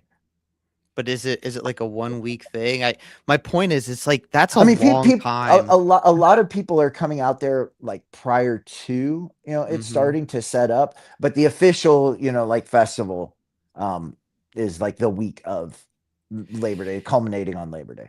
I mean, that's a long time to be out at a music festival. I've gone to music festivals that are not a mainstream one, but 2 or 3 days, and by the Yeah. third day, you are completely fried. You have taken all sorts of substances. You don't know hardly, which way is up or down, and to be out there for that long in the middle of the desert in In some the sort of slime. weird pagan festival.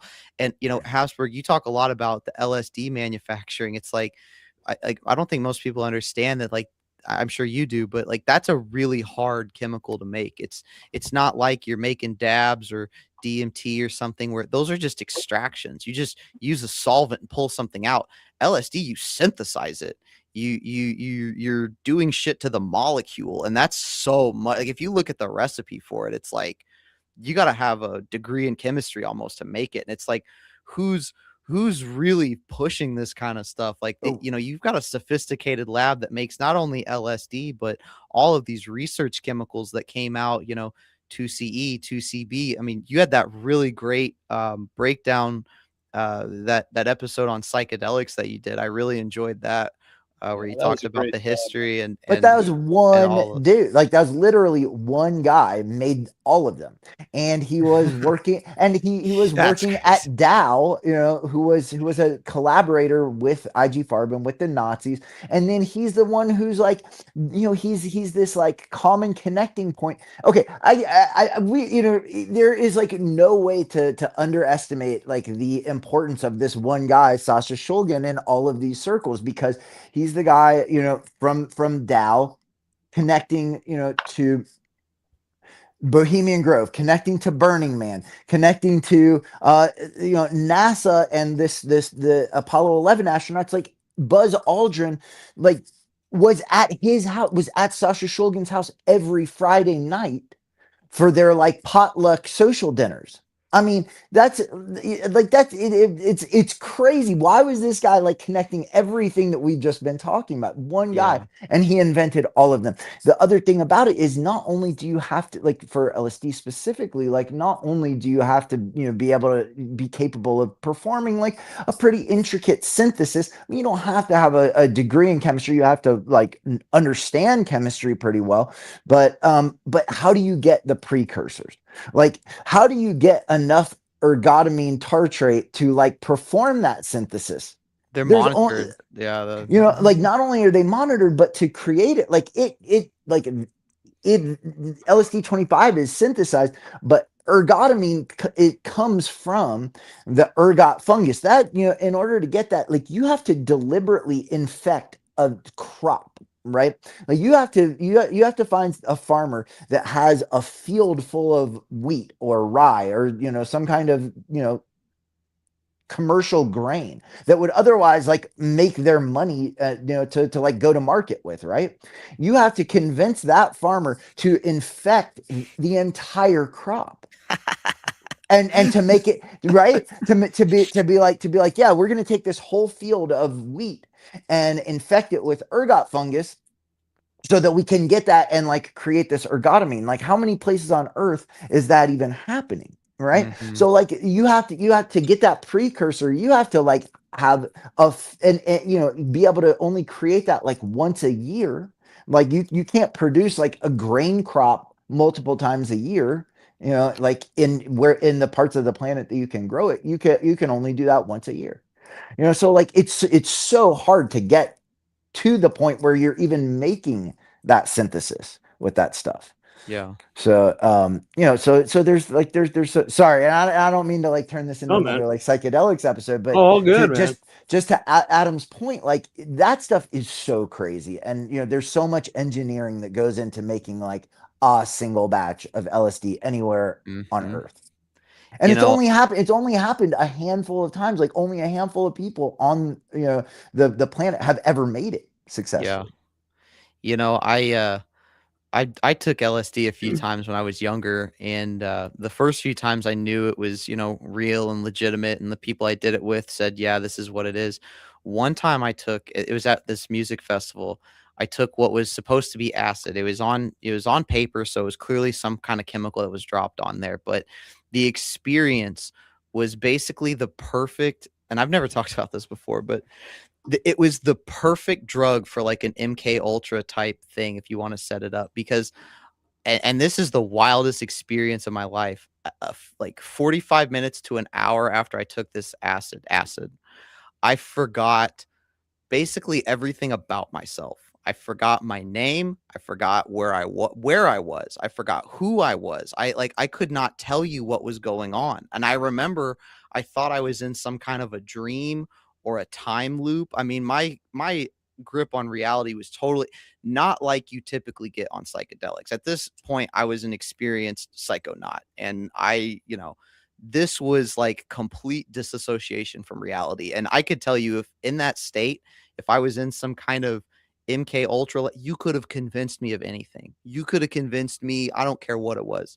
You could have, I mean, because I had my own theories in my head. Like I thought I was literally in a time Yeah. wrinkle or a time loop, like in this dream. And So that experience really changed me to, like so you're realize that Adam these these chemicals aren't just all fun and games. Like there's some really powerful things going on here, and you got to be careful with them, especially this man-made shit. Yeah. Mushrooms. I've always had good times there. Don't do drugs, kids. But Oh, you no, know, no. but yeah, that was a wild, and it was really similar to what people talk about on like Datra. Or, there's a zombie powder that Haitian voodoo masters use, that they Yes. they grind up a puffer fish and some other Yeah. shit, and they make people think that they're dead. Like they reduce your heart rate and your breathing so low that people think you're dead. They bury you. The voodoo master digs you up. This is all documented. 3 days later, and then they wake you up with some chemicals, and then you're basically like a slave to this person, this voodoo master. Haitian zombie powder. It's scopolamine. But yeah, I mean the thing is, Adam, you bring up a good point, and You had a tough experience with that before, I assume. Have I had this? No, zombie Habsburg. powder? Like what's really interesting is so when in 2012 I went down to Peru, to the Here we go. into the jungle in the Amazon basin, Here we and go. I was down there for like 3 weeks with like one of the Here we like go. I mean, like, dude, this guy is like really serious. This is not some Here we like, go. this is not some like white guy in freaking Santa Barbara, like, I mean, this is, this guy is like, one of the like serious, like Shipibo, lineage shamans, in the world. Really famous. I'm not going to like drop a name or anything, but, anyways, and this was like almost 15 years ago. And this was before, this was like before this, there was like a real like tourist industry around these things. And we did, like a real like legitimate authentic dieta. We like basically like starved ourselves for like weeks, and drank What's a ayahuasca dieta? every night. Is that It's Spanish for, it's a Spanish for diet. And so what people don't really understand about ayahuasca is that ayahuasca is like two components. It's like the Banisteriopsis caapi, which is the right? vine, mixed with. Although not all ayahuasca preparations are mixed. Like it's this vine, the Banisteriopsis caapi. Most of the time, they will mix it with what they call chacruna, which is like Psychotria viridis, which is a DMT bearing plant. And then the concoction, like what happens is, see, your body has the manufactures these monoamine oxidase, and it basically like cancels out the endogenous DMT that your body makes, or the DMT that's like in anything that like you would actually consume, right? That's why when you smoke DMT extraction, you have to smoke so much of it to like make it actually active, that you're overwhelming the monoamine oxidase that's being like manufactured in your body, that's like canceling it out. So when you drink ayahuasca, the monoamine oxidase inhibitors, MAOIs, in the and those are like the beta carbolines, the harmalines and beta carbolines that are in the Banisteriopsis caapi vine. They cancel, they like deactivate your MAOs in your body and inhibit them. And that way the DMT that's in the brew, but also that's endogenously in your body, cross the blood-brain barrier. So that's what ayahuasca is and what it actually does. So Doesn't when it you're make on the trip a lot longer?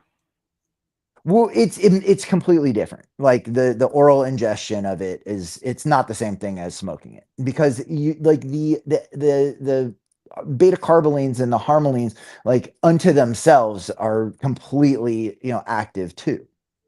It's like it's way, like the spectrum of like the experience is much different than just the DMT component with ayahuasca. So what I'm, where I'm getting to that is that when I say dieta, what we were doing was we're, completely like making art. So like there are all of these foods that you can eat, right, that are like that like have monoamine oxidase, or like promote that like prevent your like the monoamine oxidase from being inhibited, and and basically like cancel out the effect.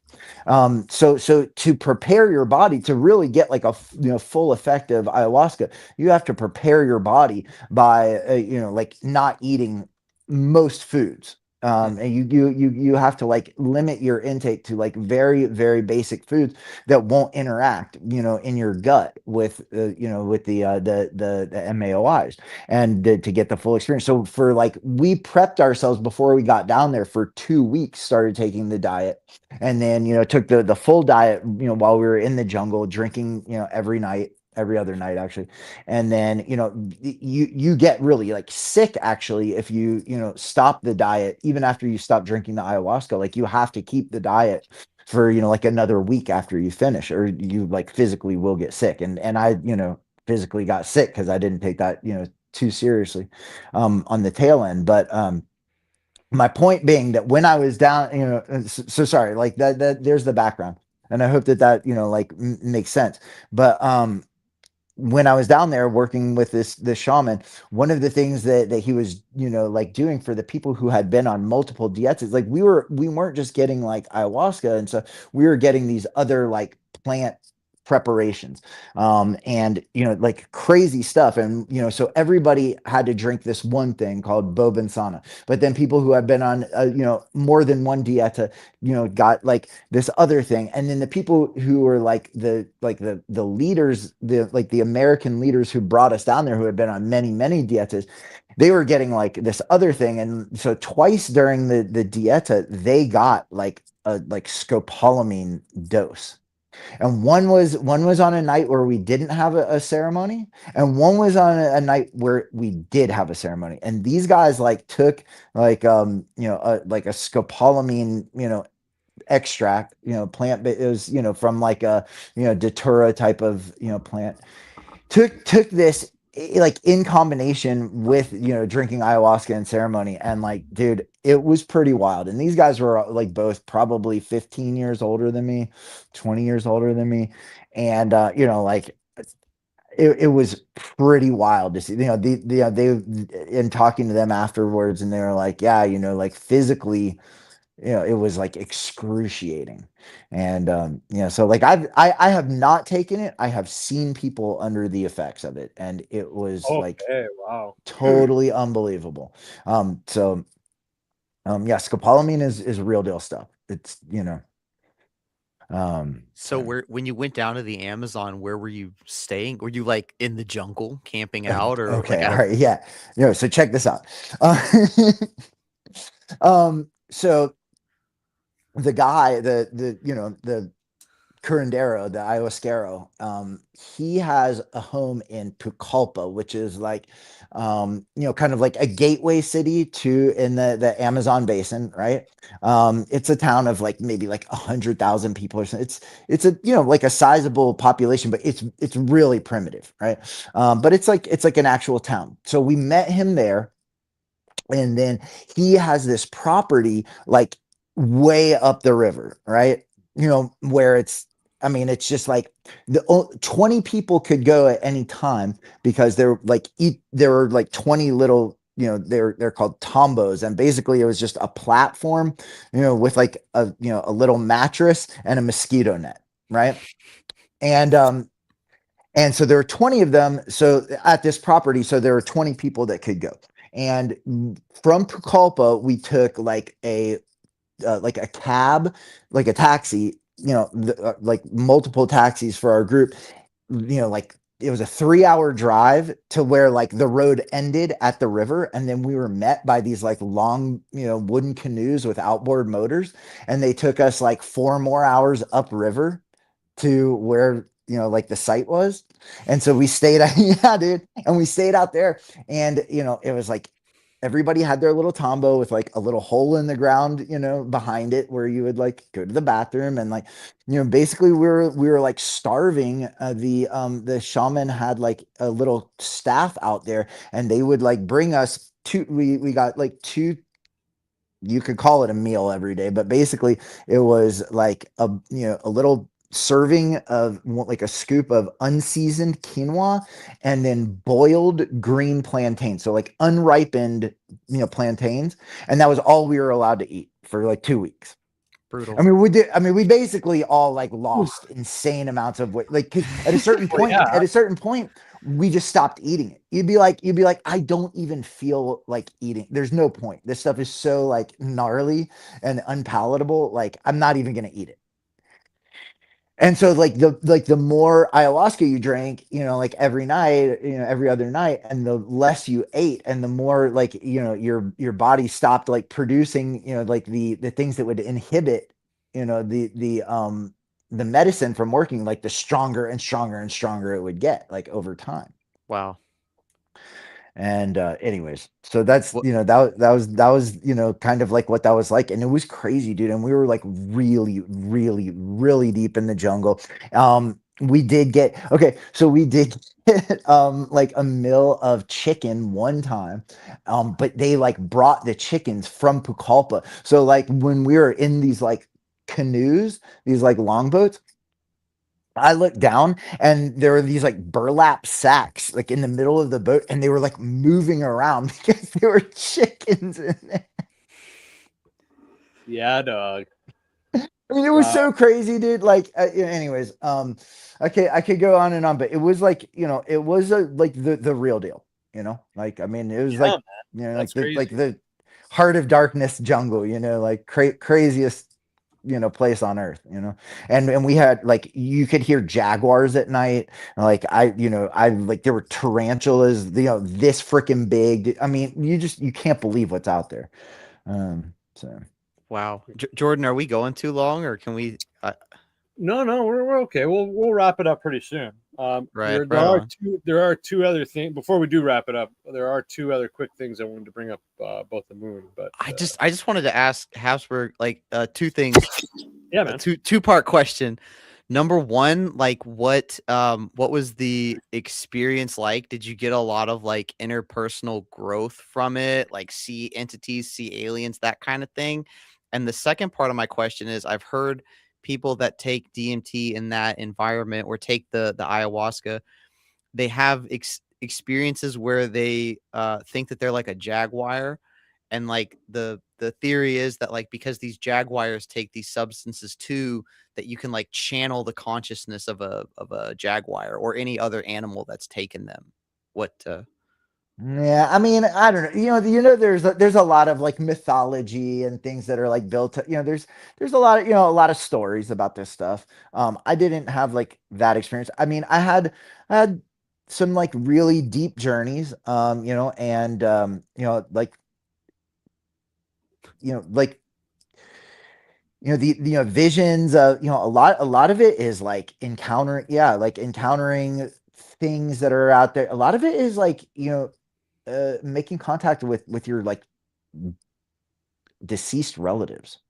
Like you're kind of like crossing over into these realms where like you're making some kind of contact, and maybe that sounds like hard to believe or implausible, but like that was like my main thing was like, and whether it was like something, whether that was like a totally authentic thing, or whether that was like some kind of like just trick? yeah, trick, or like like emanation from inside of me, projection, like that was largely the experience. It was like connecting with my like lineage, and with people at the same time. And like we did this like several ceremonies, so they were all really different. And some of them were, like, wow, these were like very positive experiences. Some of it was dark as hell, dude.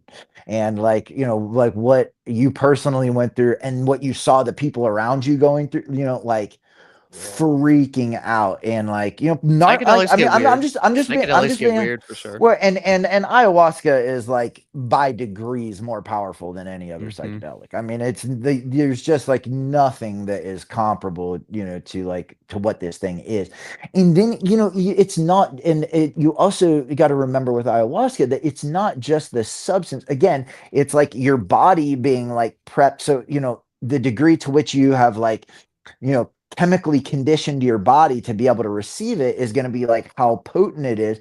But also you're like in a ceremony with these practitioners, and these guys, I mean, for lack of a better word, they're like witch doctors. I mean, they would say that pretty much. These guys are like magician like practitioners, and they are like curating these visions for you, like through these, like they're playing instruments, they're singing these ancient songs that are like handed down to them. Like this is a lineage. Like these guys are shamans that their forebears were they passed this down and trained subsequent generations for like thousands of years to do this stuff.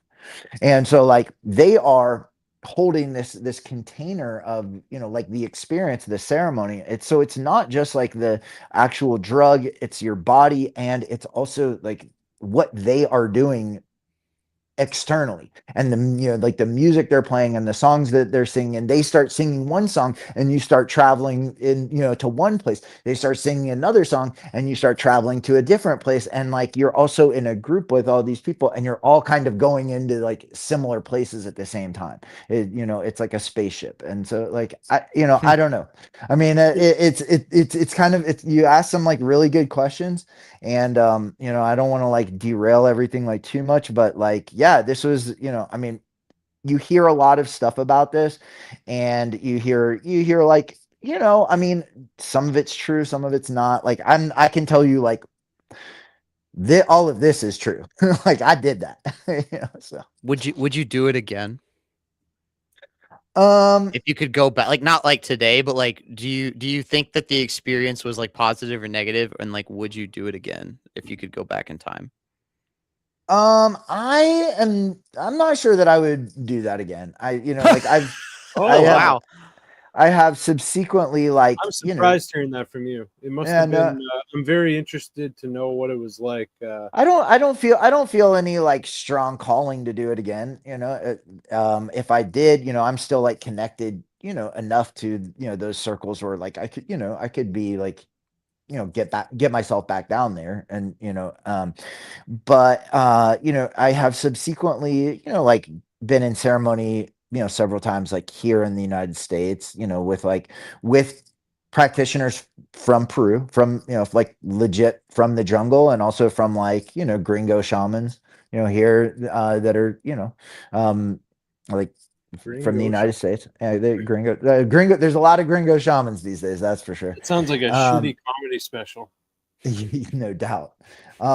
It could be like the name of like a shitty jam band, Gringo Shaman. Gringo But- shit. Yeah. But so that's Habsburg, I just But- meant like if you could go back as like your past self, like before you did this for the first time, Mhm. like travel back in time, would you do it again for the first time? Oh yeah. Oh, definitely. Okay. Oh, Yeah. Oh, okay. definitely. Oh, okay. I would. Okay. I mean, that was like Okay. that was That a makes sense. that I was thought like you meant no. the most. No. No. I'm not. I'm just saying, like, I'm like 45 years old. You I'm just not doing wouldn't that repeat again. it. Yeah. No, I'm not. I don't need to go do that again. But like, no, dude, like having that experience, and especially like when I did, because like, at the time, it was like, at the time, like a lot of people, and had never heard of ayahuasca, and like you had to really like know people to be able to get invited into these circles, and you still do, to be What like year was this? in this is in 2012. Okay, yeah.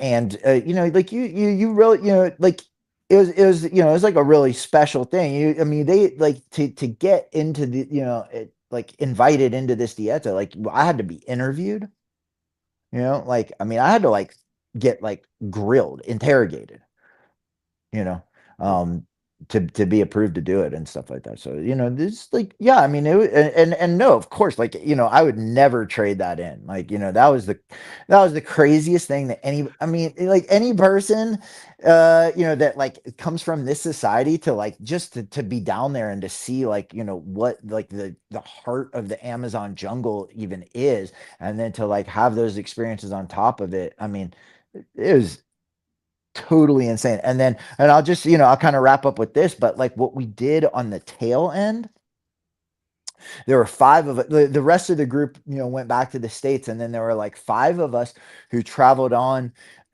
back to Lima, and then up to Cuzco and to Machu Picchu. And we met up with this guy who is like, again, like a deep lineage Incan shaman, from that's that's the Incan, in the Andes, the Incan culture.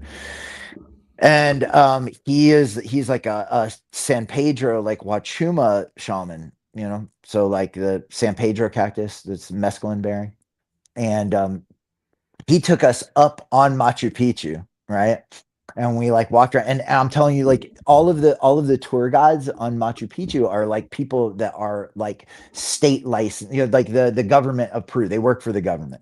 And dude, they saw this guy, and everybody was like genuflecting and bowing. Oh, Don Cucho, like, I mean, he is the man, like all the people that like ran the show at Machu Picchu are like you know, it's like an honor to have you here today.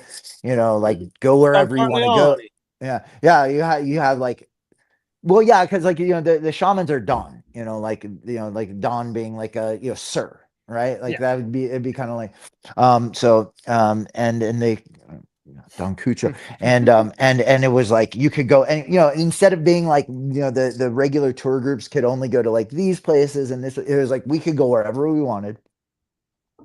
And then he like, you know, we walked around, he showed us like all the places on Machu Picchu and like gave us, you know, the stories that passed down to him like through his ancestors.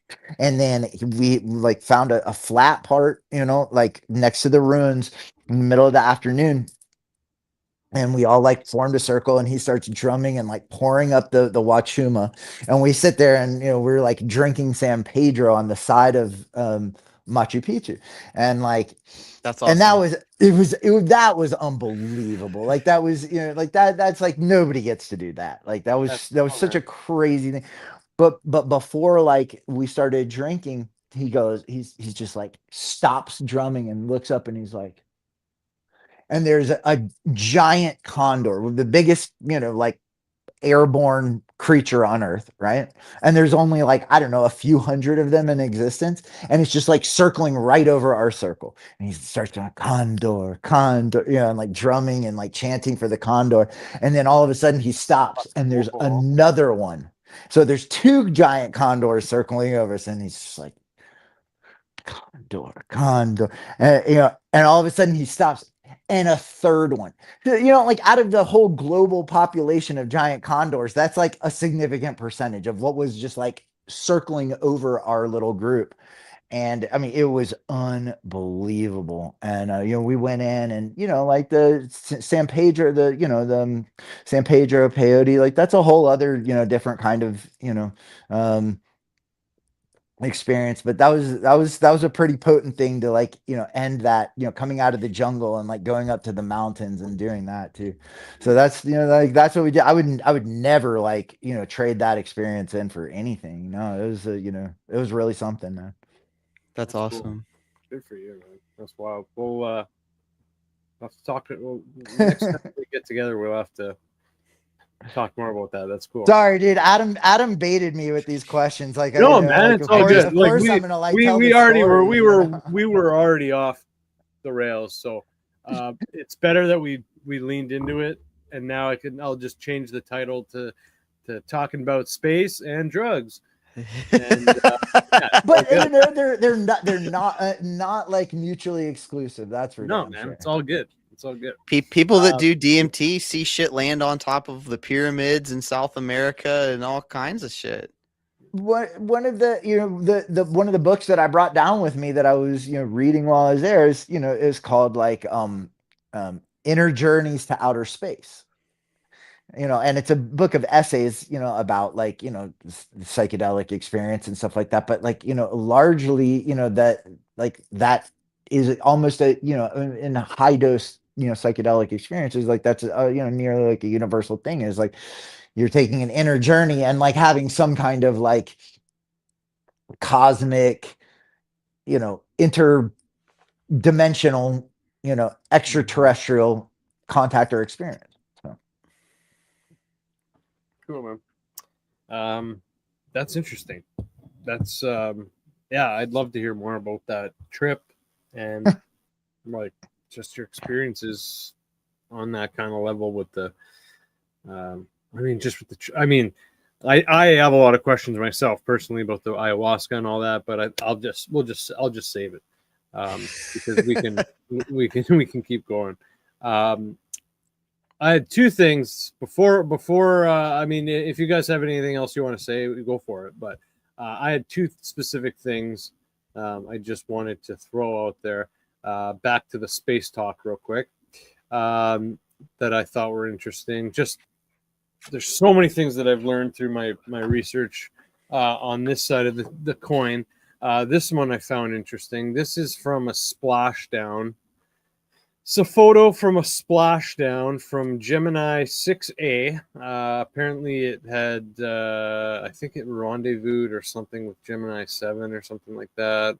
But anyways, As you can see, can you guys see that big antenna coming out of the Mhm. capsule? Mhm. Obviously, It almost looks like an oil painting. the big rod. Yeah, I think it's because I could be wrong, but I don't know if they had. It might be because they colorized it. It might be a black and white photo, and they colorized it. I could be wrong though. Oh yeah. But anyways, so there's this large, long fiberglass looking antenna. It's a whip antenna apparently. So I read that these things are supposed to come like it looks white in the photo, but I mean it's supposed to be silver. So they apparently come from the factory, polished silver, and they char at temperatures over 5,000 degrees. So obviously you're going to hit over that if you're falling from space. You're splashing down from space. So it's interesting. A lot of people say that while this didn't come from space, it was just dropped out of a plane, that's not something that we've really talked about dropping capsules and stuff from planes, which is interesting. And then another thing I just wanted to talk about. You brought up the two things. You brought up the tire tracks, and you brought up dust and the sand kicking around. Well, if you watch videos of the rovers when they're spinning their wheels and it's kicking out dust, it looks like it's on Earth.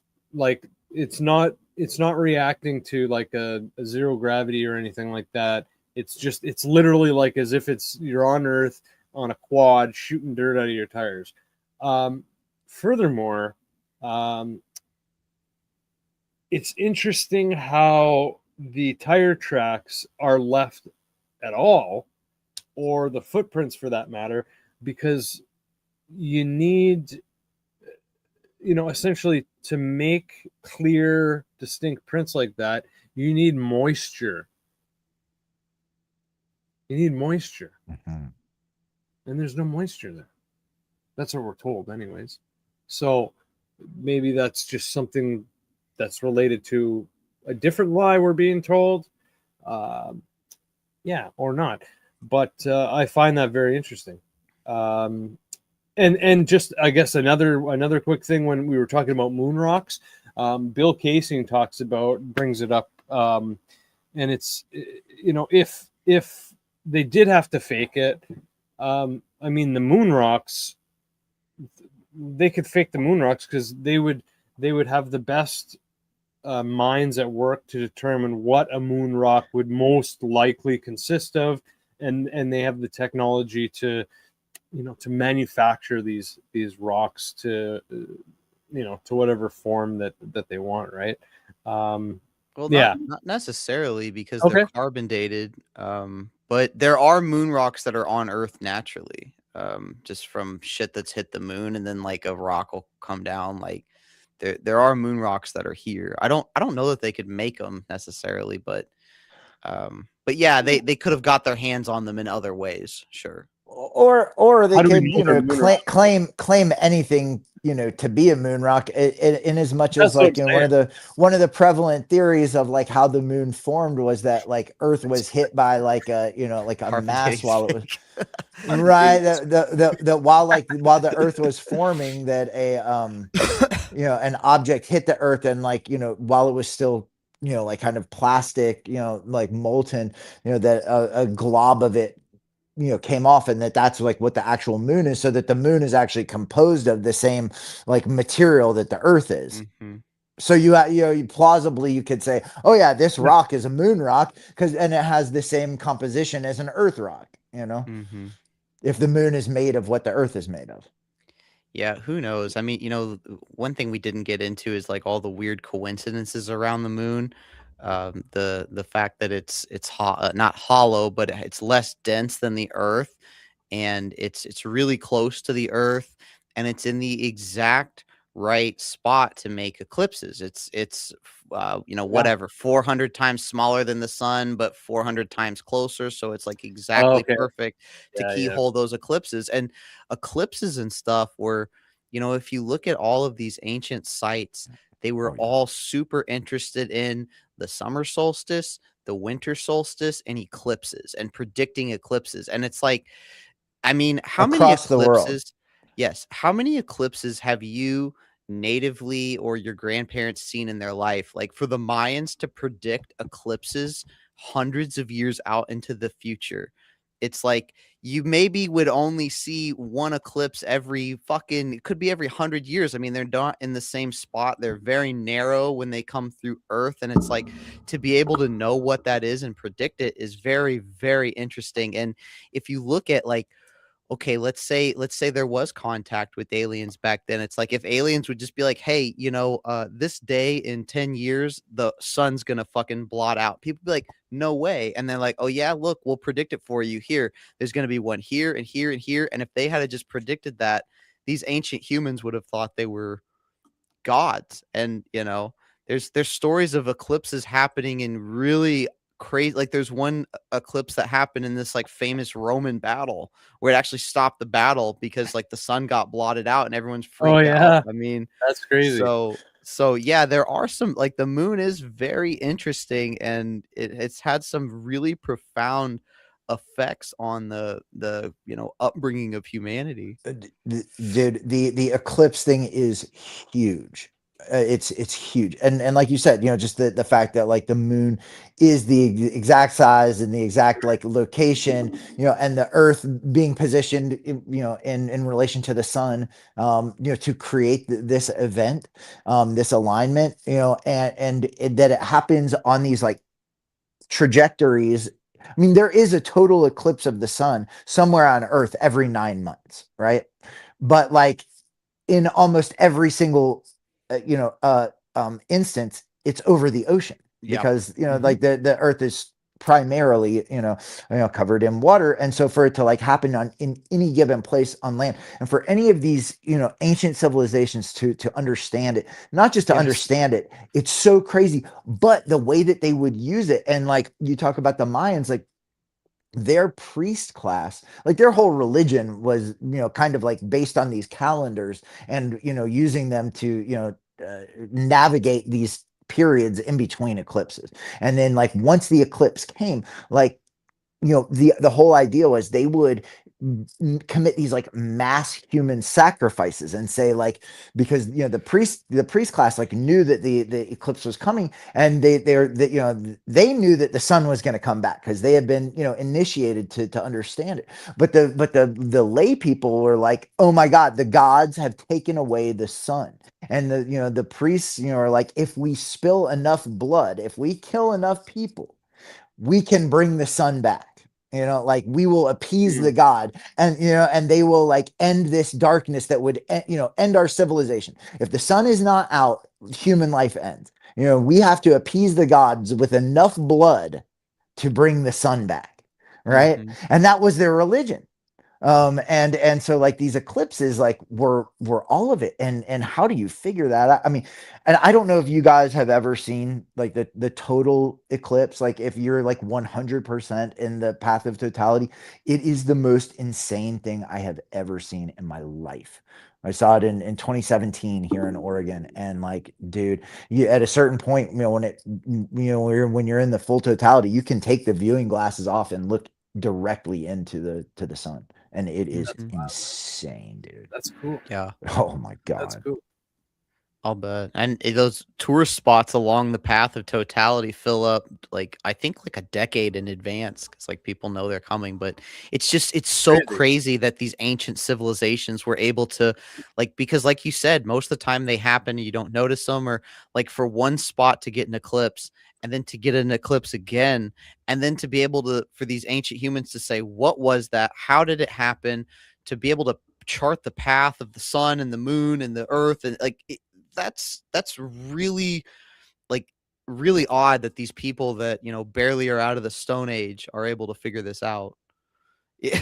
It's insane, dude. Like it is insane. You know, because you're talking about, you know, charting, I mean, really like thousands of years, like of, you know, being able to like predict these patterns. Yeah. And again, it happens once and then it might not happen again for 50 years or 75 years. And it's like, how do you know, it's just star math. And even when it does happen, like the path of totality, like the band of where you actually can be on Earth and, you know, witness it's like north to south, a band of 40 miles. I mean, you have to be in the middle of that 40-mile, you know, otherwise you don't really see it. Then you're just like looking at the sun and the sun looks weird. Well, I think we'll wrap. That's it why up you there. need those viewing glasses. Or you could just be like Trump and squint at it. You remember that? That was a big, all the safety shit coming out. Don't look directly at it, blah, blah. And then you have Trump out on the White House lawn. You Like, know, just doing this yeah, stuff. yeah. Safety squints. You ever work construction? Crazy. Safety squints. Oh, crazy. This was a lot of fun, guys. I agree. I'd love to. Well, we'll obviously do this again, but I'd like to get you on with when we have Bart back. So let's try to make that happen. Otherwise, regardless, we will see you back here very soon. And obviously, we have some interesting topics that we want to talk about. So maybe next time, whether we'll pick a topic or maybe we won't. We'll just shoot the shit for a bit and see where it goes. But yeah, man, this was a lot of fun. Thanks for being here, Adam. Before you go, if you have any final words, but just for those who are newer to the show, just let them know where they can find you. Yeah, it's just youtube.com/@thetruthdesk. Most of my socials are either The Truth Desk or just Truth Desk.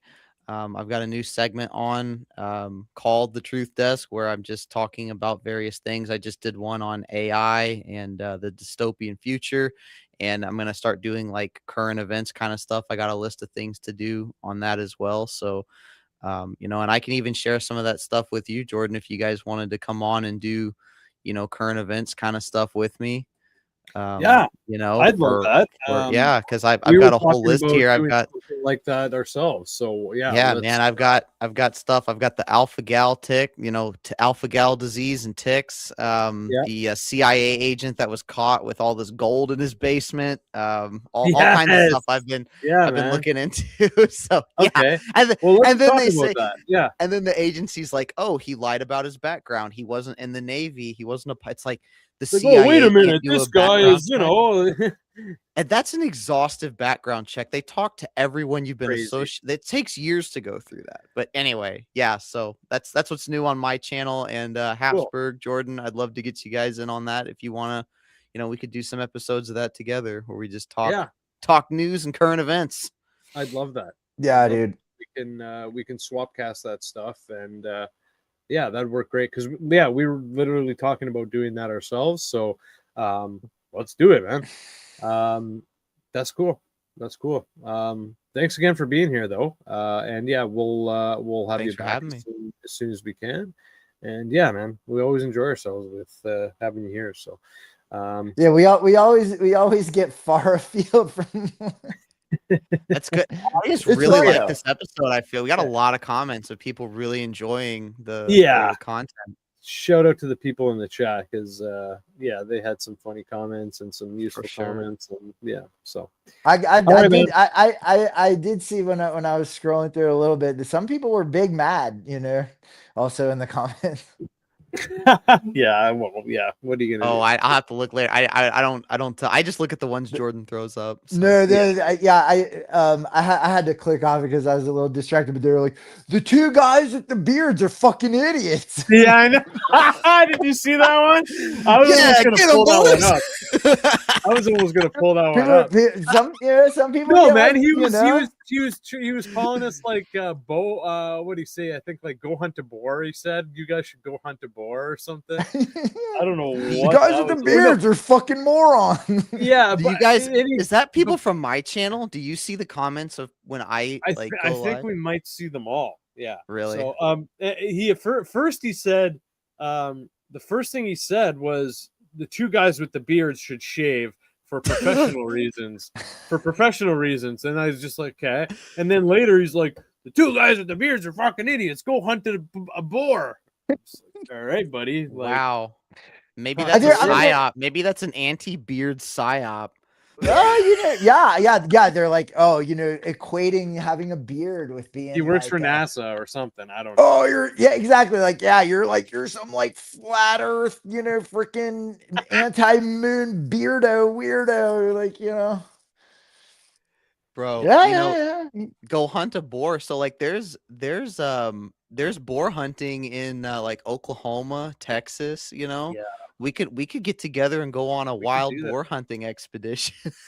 Dude, I would be down with viral. that. Hawaii, dude. Let's go out and like hunt some boars on Hawaii. Big out there. Ooh, that would Yeah. be cool. Hawaii hunting trip. I've got a friend that could guide us on a boar hunting trip out there. Mark Zuckerberg has a whole bunch of land and he hunts boars. He was talking, I think he was Oh, yeah, on I know Mark. Rogan. Mark. He was talking about hunting boars with like his bow or something. Yeah, the fucking guy didn't even know what kind of bow he Didn't know had. what kind of that was. Fucking Dude, moron. I've seen his place on North Shore of Kauai. yeah? You've been out to Zuckerberg's? Yep. I mean, I didn't Yep. get like let onto the property, but yeah. So like Love it. you can see where it is, and they have this like giant stone wall that like spans the whole like the road line, on his property, and you can like look over, and they've got like guard towers, and I mean it's crazy, Oh, wow, dude, and it yeah. is so big, and everybody in Kauai hates him so much, dude. Well, like They hate the him John so McAfee much, of dude. Hawaii. They hate yeah, him like so he's much. like one of those guys. Like I don't know if you guys have played the newer the Hitman games, like the newer Hitman game. Like the targets are like tech people or big influencer. Like he's totally someone that would be a target on Hitman. So yeah, I could. Oh, he's totally got huge see that. security out there, dude. Yeah. Like he knows.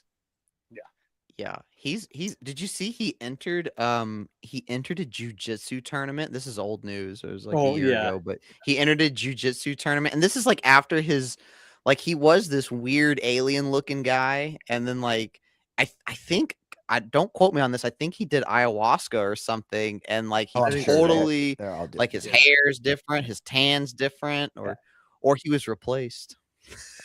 No, dude, and then remember like last summer he came out. It was last summer, or the summer before, and he had like the curly hair and wearing like the gold chains, kind of like looking like a wigger, and like big time wigger, yeah, dude. And he was Skeet, bang bang. Yeah. That is bang, like bang. that No big guy. We just like pimps, no hoes. but then You got that reference. Remember, he was supposed to fight Elon Musk at the Roman Coliseum. Yeah, that would have been awesome. Yeah, that would have been really good. Yeah, Elon Musk thinks he could have taken him. I don't like. I mean, if Mark Zuckerberg has, and I think he does have legit jujitsu training, like Musk's not.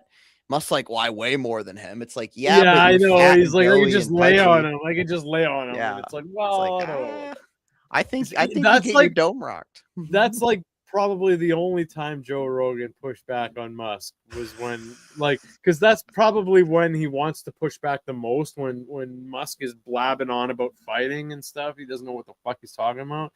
Because Joe actually knows what he's talking about. Yes, that's his one so area. He probably of true bites expertise. literally bites his tongue off trying. But yeah, at that point he was like, "Well, I don't know about that." He didn't push very hard, but yeah, he definitely tried pushing back. So